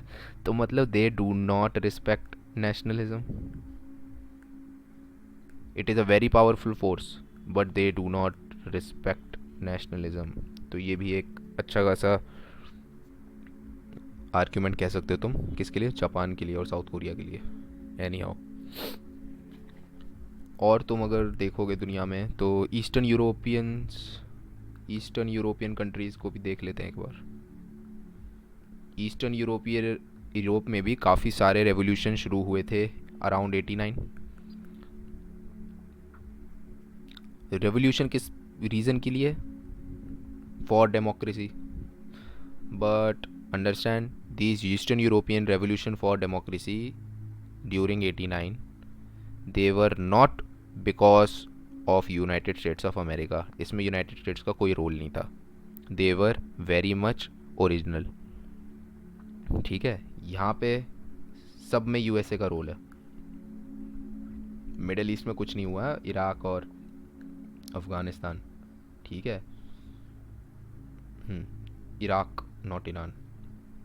ठीक है, बट ये जो है ईस्टर्न यूरोपियन में इनके जितने भी रेवोल्यूशंस हुए हैं, चाहे फॉर डेमोक्रेसी जितने भी हुए हैं 89 के बाद, that was not because of United States of America, that was because, सबसे पहले तो देखोगे ना कि रिटर्न ऑफ सॉवरेनिटी होने वाली है यहाँ पे। रिटर्न ऑफ सॉवरेनिटी क्यों, क्योंकि भैया USSR जो है वो तो गया। तो यही रीज़न है और तो कुछ नहीं है। प्लस अगर तुम ये कह सकते हो कि जो इनका एक्सपीरियंस था ना, जो इनका एक्सपीरियंस था लोगों का, वो इस तरीके से था कि यार हमें लूटा जा रहा है। कैसे, क्योंकि अगर लेट से ये रशिया है और ये इसके वो कंट्रीज़ हैं स्फेयर ऑफ इन्फ्लुएंस वाली, और ये टोटल मिल के बनता है USSR। तो रिसोर्सेस है ना वो ऐसे गए हैं कि रिसोर्सेस यहाँ से निकले और कोर में जा रहे हैं, तो इनको तो गरीबी फील होगी ना सबको। तो ये वो चीज़ निकल के आ गई, और थोड़ी सी जैसे इनको ढील दी, थोड़ी सी प्रेस में रिफॉर्म आए, थोड़े से ही जैसे थोड़े से लिबरल इनको छूट मिली, तो इन्होंने सबने विद्रोह कर दिया। No role of United States of America. ठीक है, अब ईस्टर्न यूरोपियन कंट्रीज़ ने क्या किया, इन्होंने अपना डिक्टेटर हटा दिया, और डिक्टेटर हटाते क्या देख रहे हैं कि डेमोक्रेसी आ गई। अब ये वाली चीज़ अब कौन देख रहा होगा, अब ये यूनाइटेड स्टेट्स ऑफ अमेरिका देख रहा होगा। अब यूनाइटेड स्टेट्स ऑफ अमेरिका ये चीज़ देख रहा है कि भाई मेरा सबसे बड़ा दुश्मन यूएसएसआर, और यूएसएसआर के एम्बिट में जितने भी ईस्टर्न यूरोपियन कंट्रीज़ थी, इन्होंने फटाफट से क्या करा, रिवोल्ट करा। रिवोल्ट करके इन्होंने बस अपना डिक्टेटर हटा दिया। जैसे ही डिक्टेटर हटा, डेमोक्रेसी आ गई। अब इनको तो ये फार्मूला लग गया ना, इनको तो लगेगा कि this is the formula, cool. तो इनको तो लगेगा, ये एक्सपीरियंस देख के ईस्टर्न यूरोपियन कंट्रीज़ का, ये चीज़ री हो जाएगी इनके मन में कि बस क्या करना है, स्टेप वन, डिक्टेटर को रिमूव कर दो किसी तरह से। क्या तरीका होगा, रेवोल्यूशन पैदा करवाओ, क्रांति पैदा करवाओ, बुरी तरीके से, मतलब फ्यूज़ करो, एलिमेंट्स घुसाओ अच्छे से, कि लोग कुछ कुछ करके डिक्टेटर पे पीछे ही पड़ जाएं जो भी होगा। और एक बार वो हट गया तो क्या होगा, बॉटम्स अप डेमोक्रेसी आ जाएगी, बॉटम्स अप। क्योंकि ईस्टर्न यूरोप में, फिर से बोलूँगा, यूएसए का कोई रोल नहीं था। कैसी हुई वहाँ पे, ओरिजिनल बॉटम्स अप डेमोक्रेसी आ गई। अब ये वाली बकवास जो है, ये किन लोगों की रहेगी जो लोग सपोर्ट करेंगे अब इराक वॉर को। तो जो प्रोपोनेंट्स ऑफ इराक वॉर होंगे, वो उनका ये वाली बातें होंगी ना। और क्या समझ सकते हैं इन चीज़ों पे, सेल्फ डिटर्मिनेशन वर्सेस, तुम एक बार देख लो, फोर्स्ड लिबरल डेमोक्रेसी। यार एक चीज़ होती है कि सेल्फ डिटरमाइन कर रहा है कोई, कि भाई मैं बन रहा हूँ चल डेमोक्रेसी, कैसे बोल सकते हैं ईस्टर्न यूरोपियन कंट्रीज़। एक होता है फोर्स्ड लिबरल डेमोक्रेसी, अफ़गानिस्तान। कौन सी चीज़ है इन दोनों में जो एक ग्रैंड स्ट्रेटेजी के एम्बिट में वर्क कर रही है? तो भैया, अगर मैं यूएस से हूँ तो मेरी ग्रैंड स्ट्रेटेजी के हिसाब से तो मैं ये करने वाला हूँ, पर मैं बोलूँगा क्या कि ये करवाना है, बट एक्चुअल में बोलूँगा क्या और करूँगा क्या। एक है मैंने स्पीच क्या दी, और फिर ये है मैंने एक्शन क्या किया। कोई मेल मिलाप दिख रहा है इसमें? नहीं दिख रहा। मीनवाइल मैं और क्या कर रहा हूँ, मैं बेसिकली कर क्या रहा हूँ, मैं बस कर रहा हूँ प्रमोशन। मैं प्रमोशन किस चीज़ का कर रहा हूँ, मैं एक चीज़ बेच रहा हूँ, उसका नाम है लिबरल डेमोक्रेसी का। क्यों कर पा रहा हूँ मैं, रिपीट रिकैप है ये तुम्हारा, इसलिए कर पा रहा हूँ because I am free, plus I am the Godzilla, in the words of Mearsheimer, कि I am US is a Godzilla. मैं फ्री हूँ और मैं इतना भयानक पावरफुल हूँ कि मेरे को किसी से कम्पीट भी नहीं करना। Plus I am having very much trust in my abilities. मेरे को अपनी एबिलिटीज़ पे बहुत ज़्यादा ट्रस्ट है कि मैं सोशल इंजीनियरिंग भी कर लूँगा, ठीक है। जब इतना ड्रामा मैं अपने मन में लेके बैठा हूँ तो मैं क्या करूँगा, I am just off to the races. मैं तो रेस लड़ने भाग गया। जब मैं प्रैक्टिकल आया ना, जब when I came to practical realization, तब मुझे समझ में आया कि कितनी टफ चीज़ें हैं। सोशल इंजीनियरिंग तो हमसे हो नहीं पाएगी कहीं पे, पर दिक्कत क्या है कि प्रैक्टिकल में हम अब रियल वर्ल्ड में फंस गए हैं, ठीक है। इसलिए हम पूरी वाली चीज़ देख रहे हैं कि why United States of America is slowly moving away from all the things. क्योंकि पहले इसने सोच लिया कि बहुत इजी रहेगा पूरी दुनिया पे कंट्रोल रखना, नहीं रखना, लिबरल हेजेमनी फैलानी नहीं फैलानी, ठीक है। तो क्या हम ये कह सकते हैं अब कि United States of America will be going back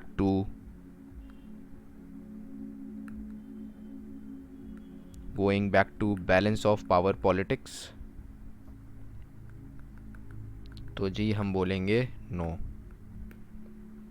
reason simple बात है, समझो, because balance of power politics never left. ये जानी भी तो चाहिए गो बैक करने के लिए, क्योंकि फिर से सोचो क्या हुआ है।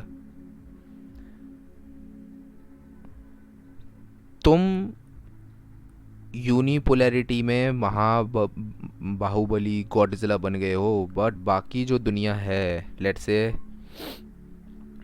The others, Russia, China, Iran, इनके लिए तो बैलेंस ऑफ पावर पॉलिटिक्स ही चल रही थी हमेशा। तो तुम कहाँ वापस जाने वाले हो, वो तो हमेशा से ही थी। They have been creating their own regimes and own, they have been proliferating with international institutions, SCO। क्या क्या नहीं बन रहा। तुम्हें तो अब आ रहे हो तुम वापस स्क्वाड वार्ड लेके, बट बाकी लोग जो हैं वो उन चीज़ों में लगे पड़े हैं अपनी बैंक्स बना बना के। ठीक है, AIIB हो गया, 10 तरह के आर्किटेक्चर, BRI, CPEC उसी के, हर कोई लगा पड़ा है अपना बैलेंस ऑफ पावर पॉलिटिक्स में, बस तुम ही नहीं लग रहे थे। ठीक है। Multipolarity, case 1। Unipolarity, case B। Rise of China, multipolarity की सिचुएशन कैसे आएगी, राइज ऑफ चाइना। और if Russia comes back from the dead, in दोनों ही सिचुएशन में मल्टीपोलैरिटी आने लग जाएगी। और लेट्स से कि जस्ट चाइना आ गया, just China, then in both the cases A या बी, सॉरी ये बाई है, मल्टीपोलैरिटी हो बाइपोलैरिटी हो, इन बोथ द केसेस जैसे कि हमने शुरू में ही देखा था, in both the cases USA can not be free. Free ही नहीं हो सकता ना ये, इसको अब कंपटीशन में चल जाना पड़ेगा कि I will have to compete for what, I will have to compete for the market, I will have to compete for the resources, I will have to compete for the technology, I will have to compete for the institutional dominance, के institution में किसकी dominance ज़्यादा है, I will have to compete with the loans, कि भैया कौन दुनिया में सबसे ज़्यादा लोन्स देता है, जो लोन देता है उसकी पावर रहती है क्योंकि वो इंटरफेयर कर सकता है फिर। मतलब कि I will not be free to pursue liberal hegemony, और जब मैं फ्री ही नहीं होऊंगा लिबरल हेजेमनी को परस्यू करने के लिए, कंडीशन चली गई यूनिपोलैरिटी वाली, सिर्फ उसी के अंदर 3 चॉइसेस थी जिसमें से एक में मैं लिबरल हेजेमनी कर सकता था, प्लस लिबरल हेजेमनी परस्यू करके देख ली, कुछ रिजल्ट नहीं मिले, बेवकूफ़ लगे हम दुनिया को। तो मतलब क्या है कि USA will have to enter back into the balance of power politics, but understand कि बैलेंस ऑफ पावर पॉलिटिक्स के अंदर तुम बस फोकस बाद में कर रहे हो इस पे, बट ये हमेशा से थी, it was very much alive and well. ठीक है।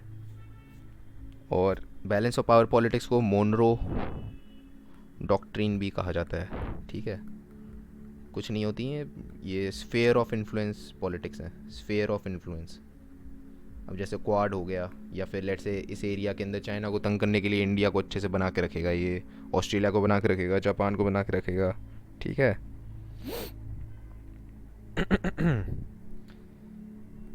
तो ये वाली चीज़ें अगर थोड़ी बहुत समझ में आई हैं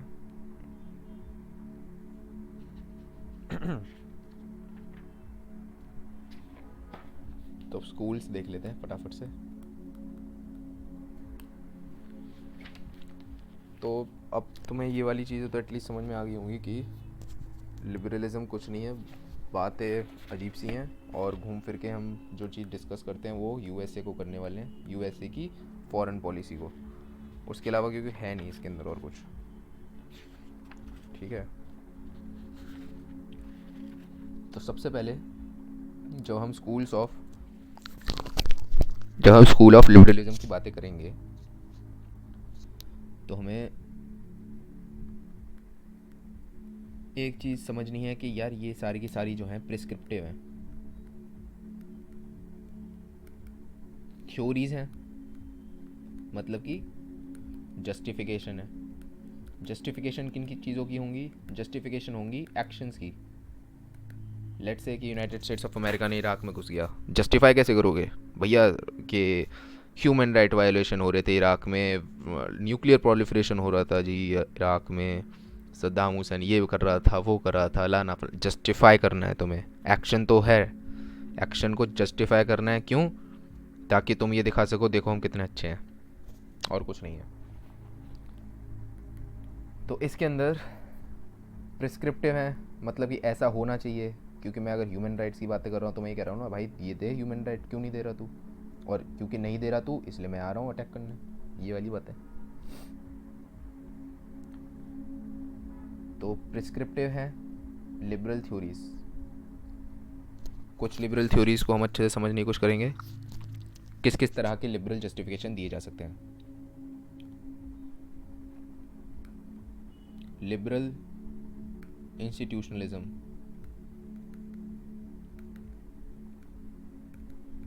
तो भाई अब ये क्या कहता है? तो लिबरल इंस्टीट्यूशनलिज्म जो है बेसिकली एक कोऑपरेशन की थ्योरी है। It is a theory of cooperation.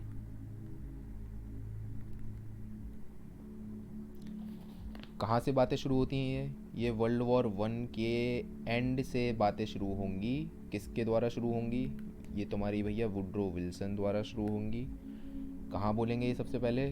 14 point speech है इनकी, उसके अंदर बहुत फेमस स्पीच, उसके अंदर ये बातें करेंगे इसके बारे में।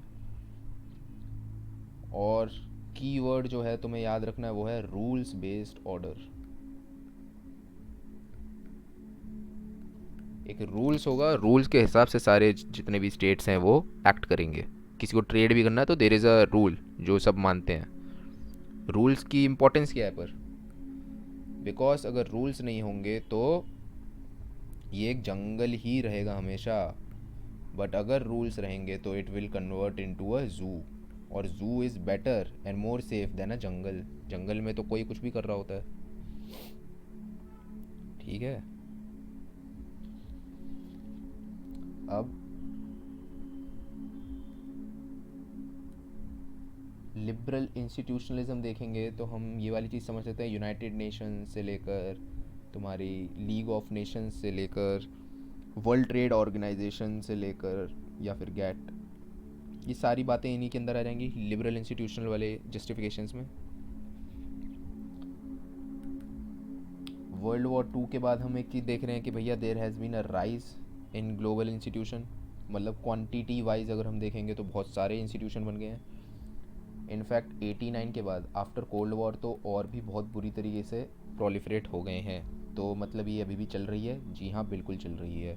एस सी ओ, बिम्स्टेक, ये क्या है? ये इंस्टीट्यूशन लिबरल का पता नहीं, but at least they are institutions. Institutionalism तो चल ही रहा है, ठीक है। चाहे वर्ल्ड लेवल पे नहीं, बट अब एक रीजनल लेवल पे रीजनलिज्म कह सकते हो, वो तो चल ही रहा है, ठीक है। अब रियलिस्ट जो हैं ये लोग इस पर कमेंट करेंगे, और कमेंट करेंगे कि भाई एक चीज़ बताओ, अगर तुम यूएसए हो और तुमने एक इंस्टीट्यूशन बनाया, लेट्स से कि general agreement on trade and tariff, ठीक है।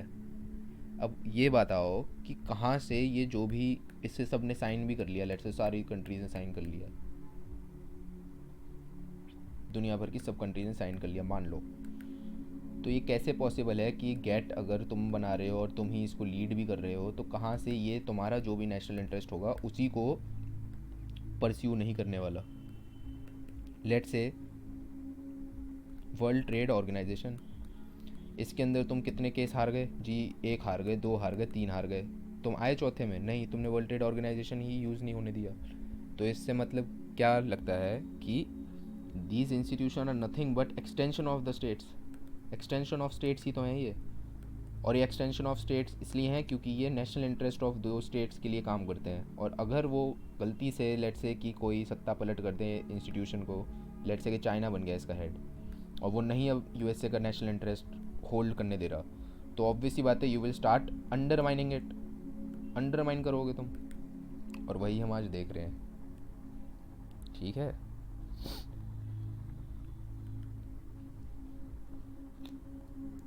उसके बाद हम एक देख सकते हैं सोशियोलॉजिकल लिबरलिज्म। अब सोशियोलॉजिकल या सोशियोलॉजी, सोशियोलॉजी मतलब सोसाइटी, तो मतलब यहाँ पे किसकी बात करने वाले हैं? हम यहाँ बात कर रहे हैं पीपल टू पीपल कॉन्टैक्ट्स की, कि let's start increasing people to people contact. Let's say कि अब यूरोपियन यूनियन है, अब यूरोपियन यूनियन के अंदर फ्रेंच आदमी जो है सुबह उठ के ना बेल्जियम पहुँच जाएगा 2 घंटे के अंदर।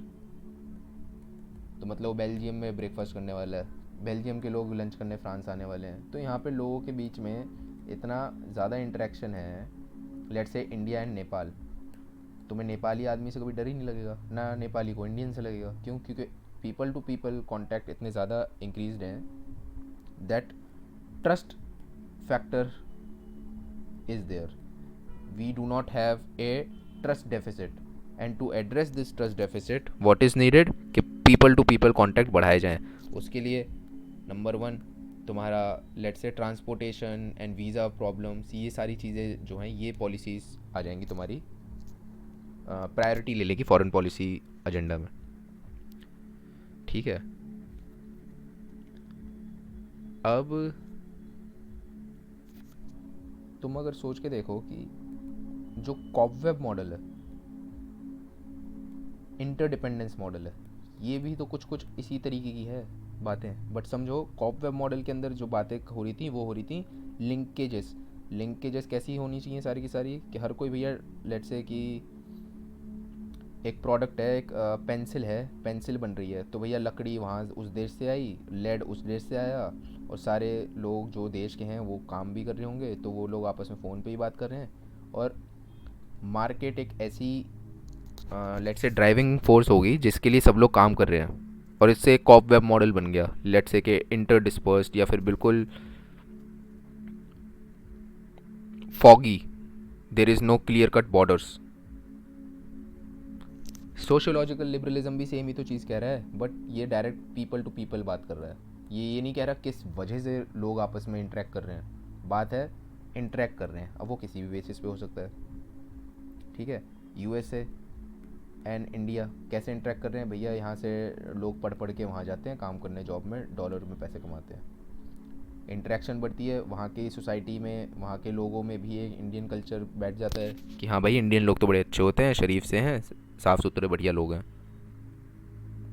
इससे एक ट्रस्ट फैक्टर डेवलप हो जाता है. तो पॉलिटिकली अगर यूएसए का प्रेसिडेंट बोले कल को हम इंडिया के साथ जा रहे हैं एक परमानेंट पार्टनरशिप में, then people won't have a negative public opinion, मतलब नेगेटिव पब्लिक ओपिनियन नहीं आएगा.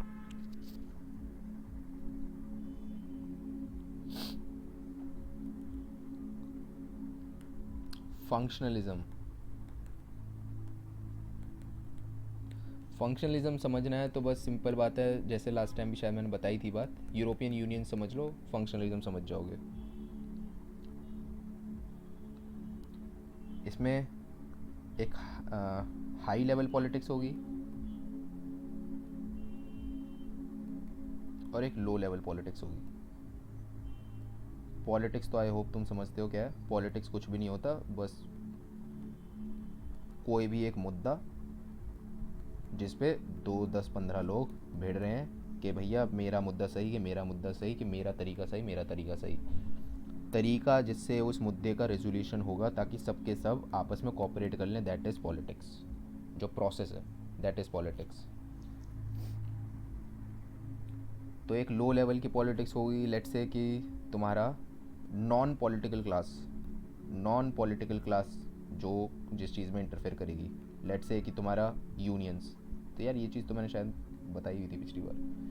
यूनियंस क्या होती हैं? पॉलिटिकल पार्टीज़ की छोटी बहनें. तो यूनियंस को अगर तुम अच्छे से स्ट्रॉन्ग कर दो, और यहाँ पे नॉन पॉलिटिकल क्लास है, रिमेंबर नॉन पॉलिटिकल क्लास मतलब you, in the words of Richard Cobden, throw politicians out. Politicians को बाहर निकालो तभी लो लेवल की पॉलिटिक्स जो है वो. समझो बात, अगर पॉलिटिशियंस लो लेवल पॉलिटिक्स पे रहेंगे तो लो लेवल पॉलिटिक्स जो होती है ना वो काफ़ी ज़्यादा, देयर इज़ अ स्कोप कि वो ना बहुत जल्दी बस जलाने से लेकर स्ट्राइक से लेकर बहुत सारी चीज़ों में तब्दील हो सकती है 2 मिनट के अंदर. ये यूनियंस के गेम है. तो very much what is required is कि ये सारी चीज़ें हटा के प्रॉपर रेजोल्यूशन पे आए लो लेवल पॉलिटिक्स. और एक बार लो लेवल पॉलिटिक्स में रिजॉल्वमेंट आ गया तो उससे होगा ये कि ये एक फिक्स वो बन जाएगी कि इसको कोई ज़्यादा घुस नहीं सकता इनमें. ऐसा नहीं है कि तुम यूनियंस को अपने लिए कभी भी यूज़ कर लो कि भैया कल को भारत बंद है. इंडिया की यूनियंस आर लाइक दैट. ठीक है. But it is very tough. अब इंडिया की यूनियंस जो हैं वो किसके लिए वर्क करती हैं? Technically they are working for the political parties and political masters, the high level politics. वो कहेगा कि भैया यूपी में ये करवाना है तो भैया 2 मिनट में भारत बंद, ये बंद, वो बंद. यूरोपियन यूनियन के अंदर नहीं है। यूरोपियन यूनियन के अंदर क्या है कि उनका कोल एंड स्टील के ब्लॉक्स हैं, उनके यूनियन है, तो उनकी अगर अपनी डिमांड है, उनकी अपनी चीज़ें हैं, तो वो अपने लिए खड़े होते हैं, नॉट कि भैया उसने पार्टी ने सपोर्ट कर दिया कि वहाँ पे यार तंग कर उन्हें, नॉट लाइक दैट। जब ये चीज़ हो जाएगी और तुम्हें पता है कि ये बिल्कुल फिक्स हो गया है सिस्टम, तो इनकी मतलब है, इसका ये मतलब है कि अगर अब तुम एक फैक्ट्री खोल रहे हो, लेट से कि तुम बनाते हो डम्बल्स, तो डम्बल्स के लिए अब तुम इस वाले इंस्टीट्यूशन से अपना सोर्स करो मटेरियल, लेट से स्टील, तो मतलब अब तुम बनाने वाले हो प्रॉफिट, जिससे तुम फंड भी देने वाले हो पॉलिटिकल पार्टीज़ को। अब समझो सबके सब जो हैं इससे एम्बेड हो गए, फंक्शनल लिंकेजेस बन गए यहाँ पे। तुम्हें पता है कि इसका होना बहुत ज़रूरी है, तभी ऊपर वाली चीज़ भी चलेगी, क्योंकि ये बिजनेस, ये बेचा, ये प्रॉफिट, प्रॉफिट फंडिंग। जब इतने फंक्शनल लिंकेज बन जाएंगे स्ट्रॉन्ग, तो ये हाई लेवल पॉलिटिक्स भी तुम्हारे लिए काम करेगी, अदरवाइज उल्टा होगा, तुम उनके लिए काम कर रहे होंगे, जैसे इज़ इन इंडिया। ठीक है। ठीक है, रीजनल इंटीग्रेशन के तरीके से भी तुम समझ सकते हो फंक्शनलिज्म को, कि रीजनल इंटीग्रेशन के भी फर्स्ट स्टेप्स में आ जाता है। लेट्स से कि अगर fourth step is regional integration,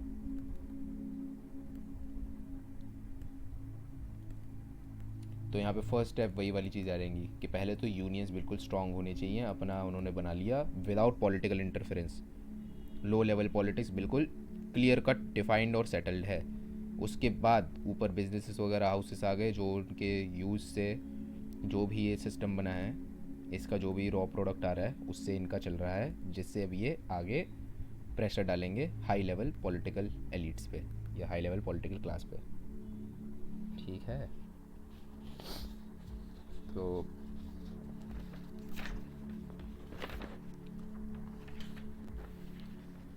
उसके बाद बात कर लेते हैं इंटरडिपेंडेंस की।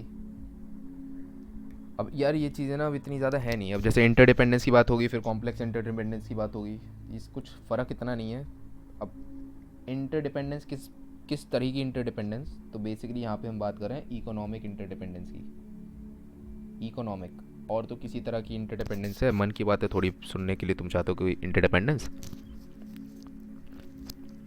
अब ये इकोनॉमिक इंटरडिपेंडेंस आएगी कैसे, तो इकोनॉमिक इंटरडिपेंडेंस ऐसे आएगी when you have integrated markets, या फिर let's say you manage to accomplish integration of markets. Integration of markets मतलब ये छोटी मार्केट, ये मंडे मार्केट, ये Tuesday market, Wednesday market, Thursday market नहीं, सबको क्लब करो एक जगह पे और बनाओ बड़ा सा बिग बाज़ार, सब मिलता है यहाँ। ठीक है, तो यहाँ पे वो वाली बात भी नहीं है। एनीवे, इंटीग्रेशन ऑफ मार्केट का मतलब है कि लेट्स से कि ये इंडिया है और मैं यहाँ पे कुछ बना रहा हूँ, अब मैं अगर इसमें ही बेच सकता हूँ, अगर इज़ गुड थिंग, ठीक है, बट लेट्स से डिमांड तो यहाँ भी है, इंडोनेशिया में यहाँ भी है, यहाँ भी है, ऑस्ट्रेलिया में भी है। लेट्स से अगर हर जगह डिमांड है, तो इन सबको एक ही मार्केट बोलो ना, ये सब एक मार्केट है।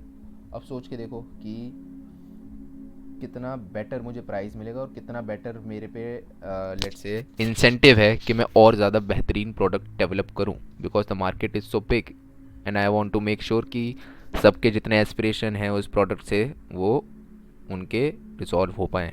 इसका अलग एक रिक्वायरमेंट है, इसका अलग रिक्वायरमेंट है। सो मेरी जो भी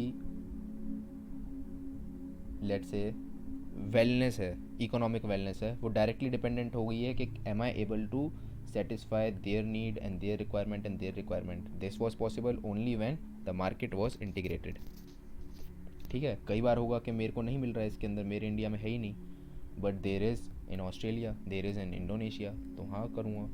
ठीक है, सो जो आइडल टाइम नहीं होता, कि idle time I can create but I am idle, why, because I do not know why do I have to create it. तो ये आइडल टाइम मिनिमाइज हो जाता है इसके अंदर, मतलब कि लोग ज़्यादा प्रोडक्टिव होते हैं, क्योंकि कॉन्स्टेंटली जो भी तुम्हारी औकात है बनाने की, वो कॉन्स्टेंटली तुमसे डिमांड करी जा रही है because the market is that big, और that is only possible if you manage to integrate it economic economically, you can at least integrate.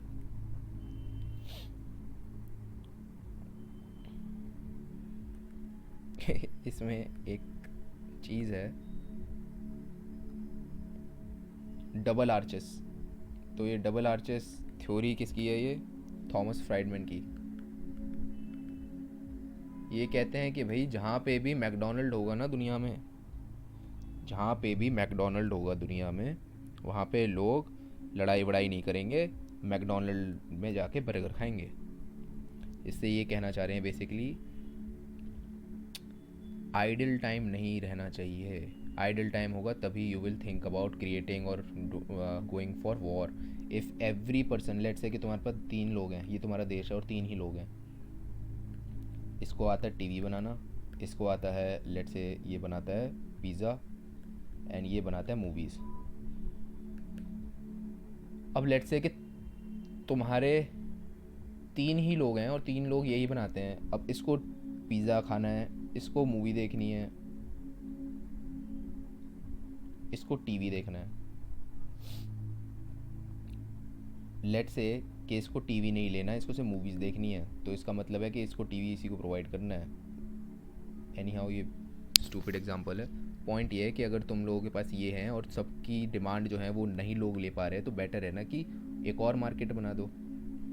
Let's say कि इंडिया है, तो इंडिया में every person is very much fluent in English, ठीक है? तो इसका क्या मतलब है कि हर कोई इंग्लिश बोल लेता है। अब जैसे ही यूनाइटेड स्टेट्स ऑफ अमेरिका को समझ आया कि यार इंग्लिश तो कोई भी बोल लेता है इंडिया के अंदर, तो हम लोग अपने $100 पर आवर पे रखते हैं जिन लोगों को जो इंग्लिश बोलते हैं एज कस्टमर केयर।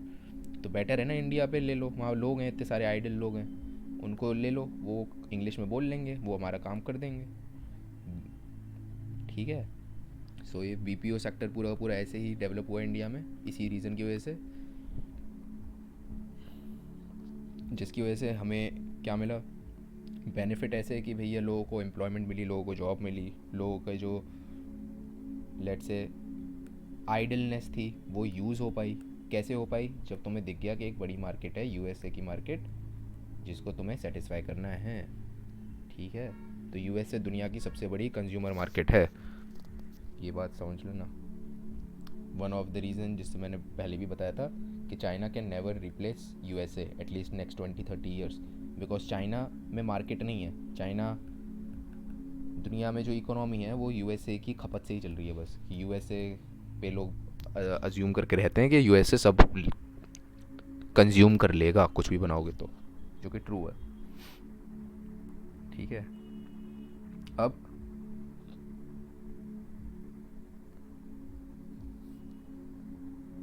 यूएसएसआर और यूएसए, इन दोनों की एक चीज़ देखो, यूएसए की इकोनॉमी कभी भी बहुत शानदार हो नहीं पाएगी because of their port issue. उनका जो पोर्ट्स है ना, they never manage to have 24/7 365 days warm ports, जिसकी वजह से उनकी इकोनॉमी हमेशा ज़्यादा ग्रो नहीं कर सकती। एक लिमिट है जितनी उनकी इकोनॉमी ग्रो कर सकती है, specially after the sanctions of USA. और भी अभी रशिया की तो इकोनॉमी डाउन ही चलती है। But at a time when they were engaged in let's say कि आर्म रेस वगैरह में लगे हुए हैं, तो वो क्या कर रहे हैं? They are just over stressing, over stress कर रहे हैं अपनी इकोनॉमी को। उनकी बस की नहीं है पर तब भी लगे पड़े हैं और डेवलप करने में। रिजल्ट क्या हुआ? कोलैप्स हो गया यूएसए। ये भी अपने को ओवर स्ट्रेस करे जा रहा है, दुनिया को मेंटेन करूँगा, दुनिया को मैनेज करूँगा, ये लड़ाई भी लड़ूंगा, वो लड़ाई भी लड़ूंगा, यहाँ भी डेमोक्रेसी लाऊंगा, वहाँ भी डेमोक्रेसी लाऊंगा, ला कुछ नहीं पा रहे पर खर्चा करे जा रहे हैं। यही एक कारण है फिर से ओवर स्ट्रेस, जिसकी वजह से इनका कोलैप्स तो नहीं हुआ बट क्या हो गया? Decline of hegemony.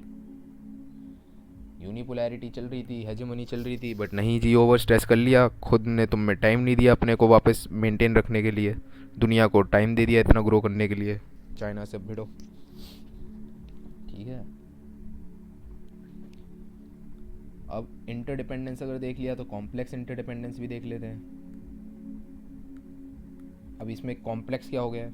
तो अब समझो ये इकलौता एक स्कूल होगा जो कि प्रिस्क्रिप्टिव ना हो के क्या है, डिस्क्रिप्टिव, इन लिबरल,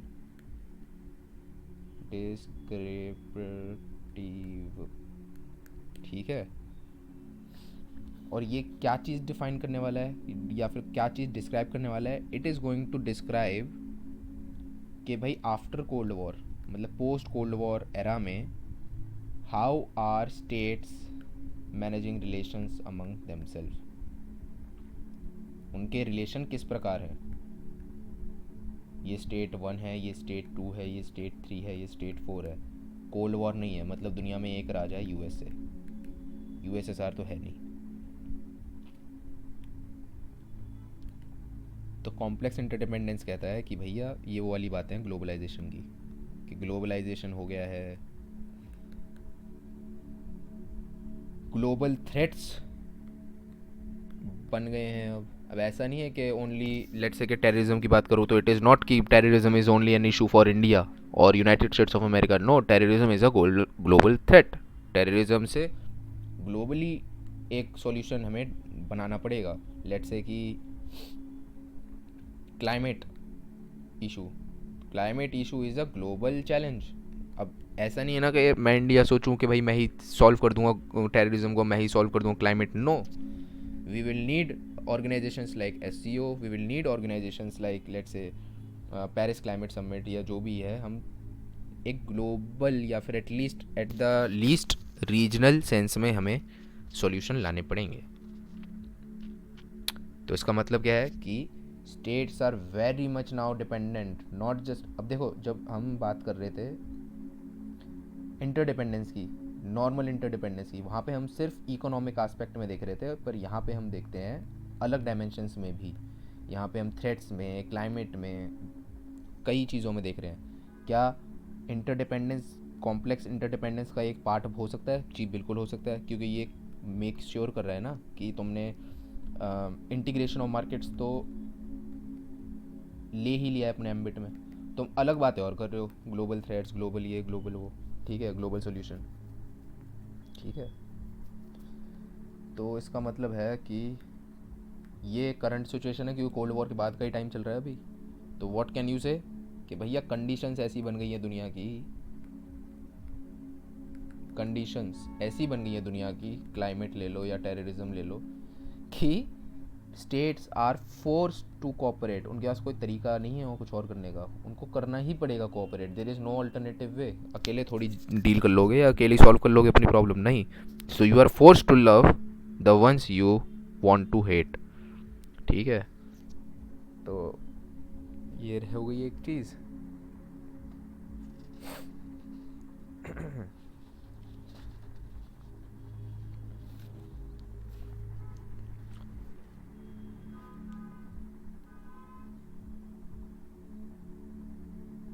यार चलो यार, ये यही कर देते हैं एंड, ठीक है। तो बाकी ख़त्म तो नहीं हुआ है, एक सेकेंड।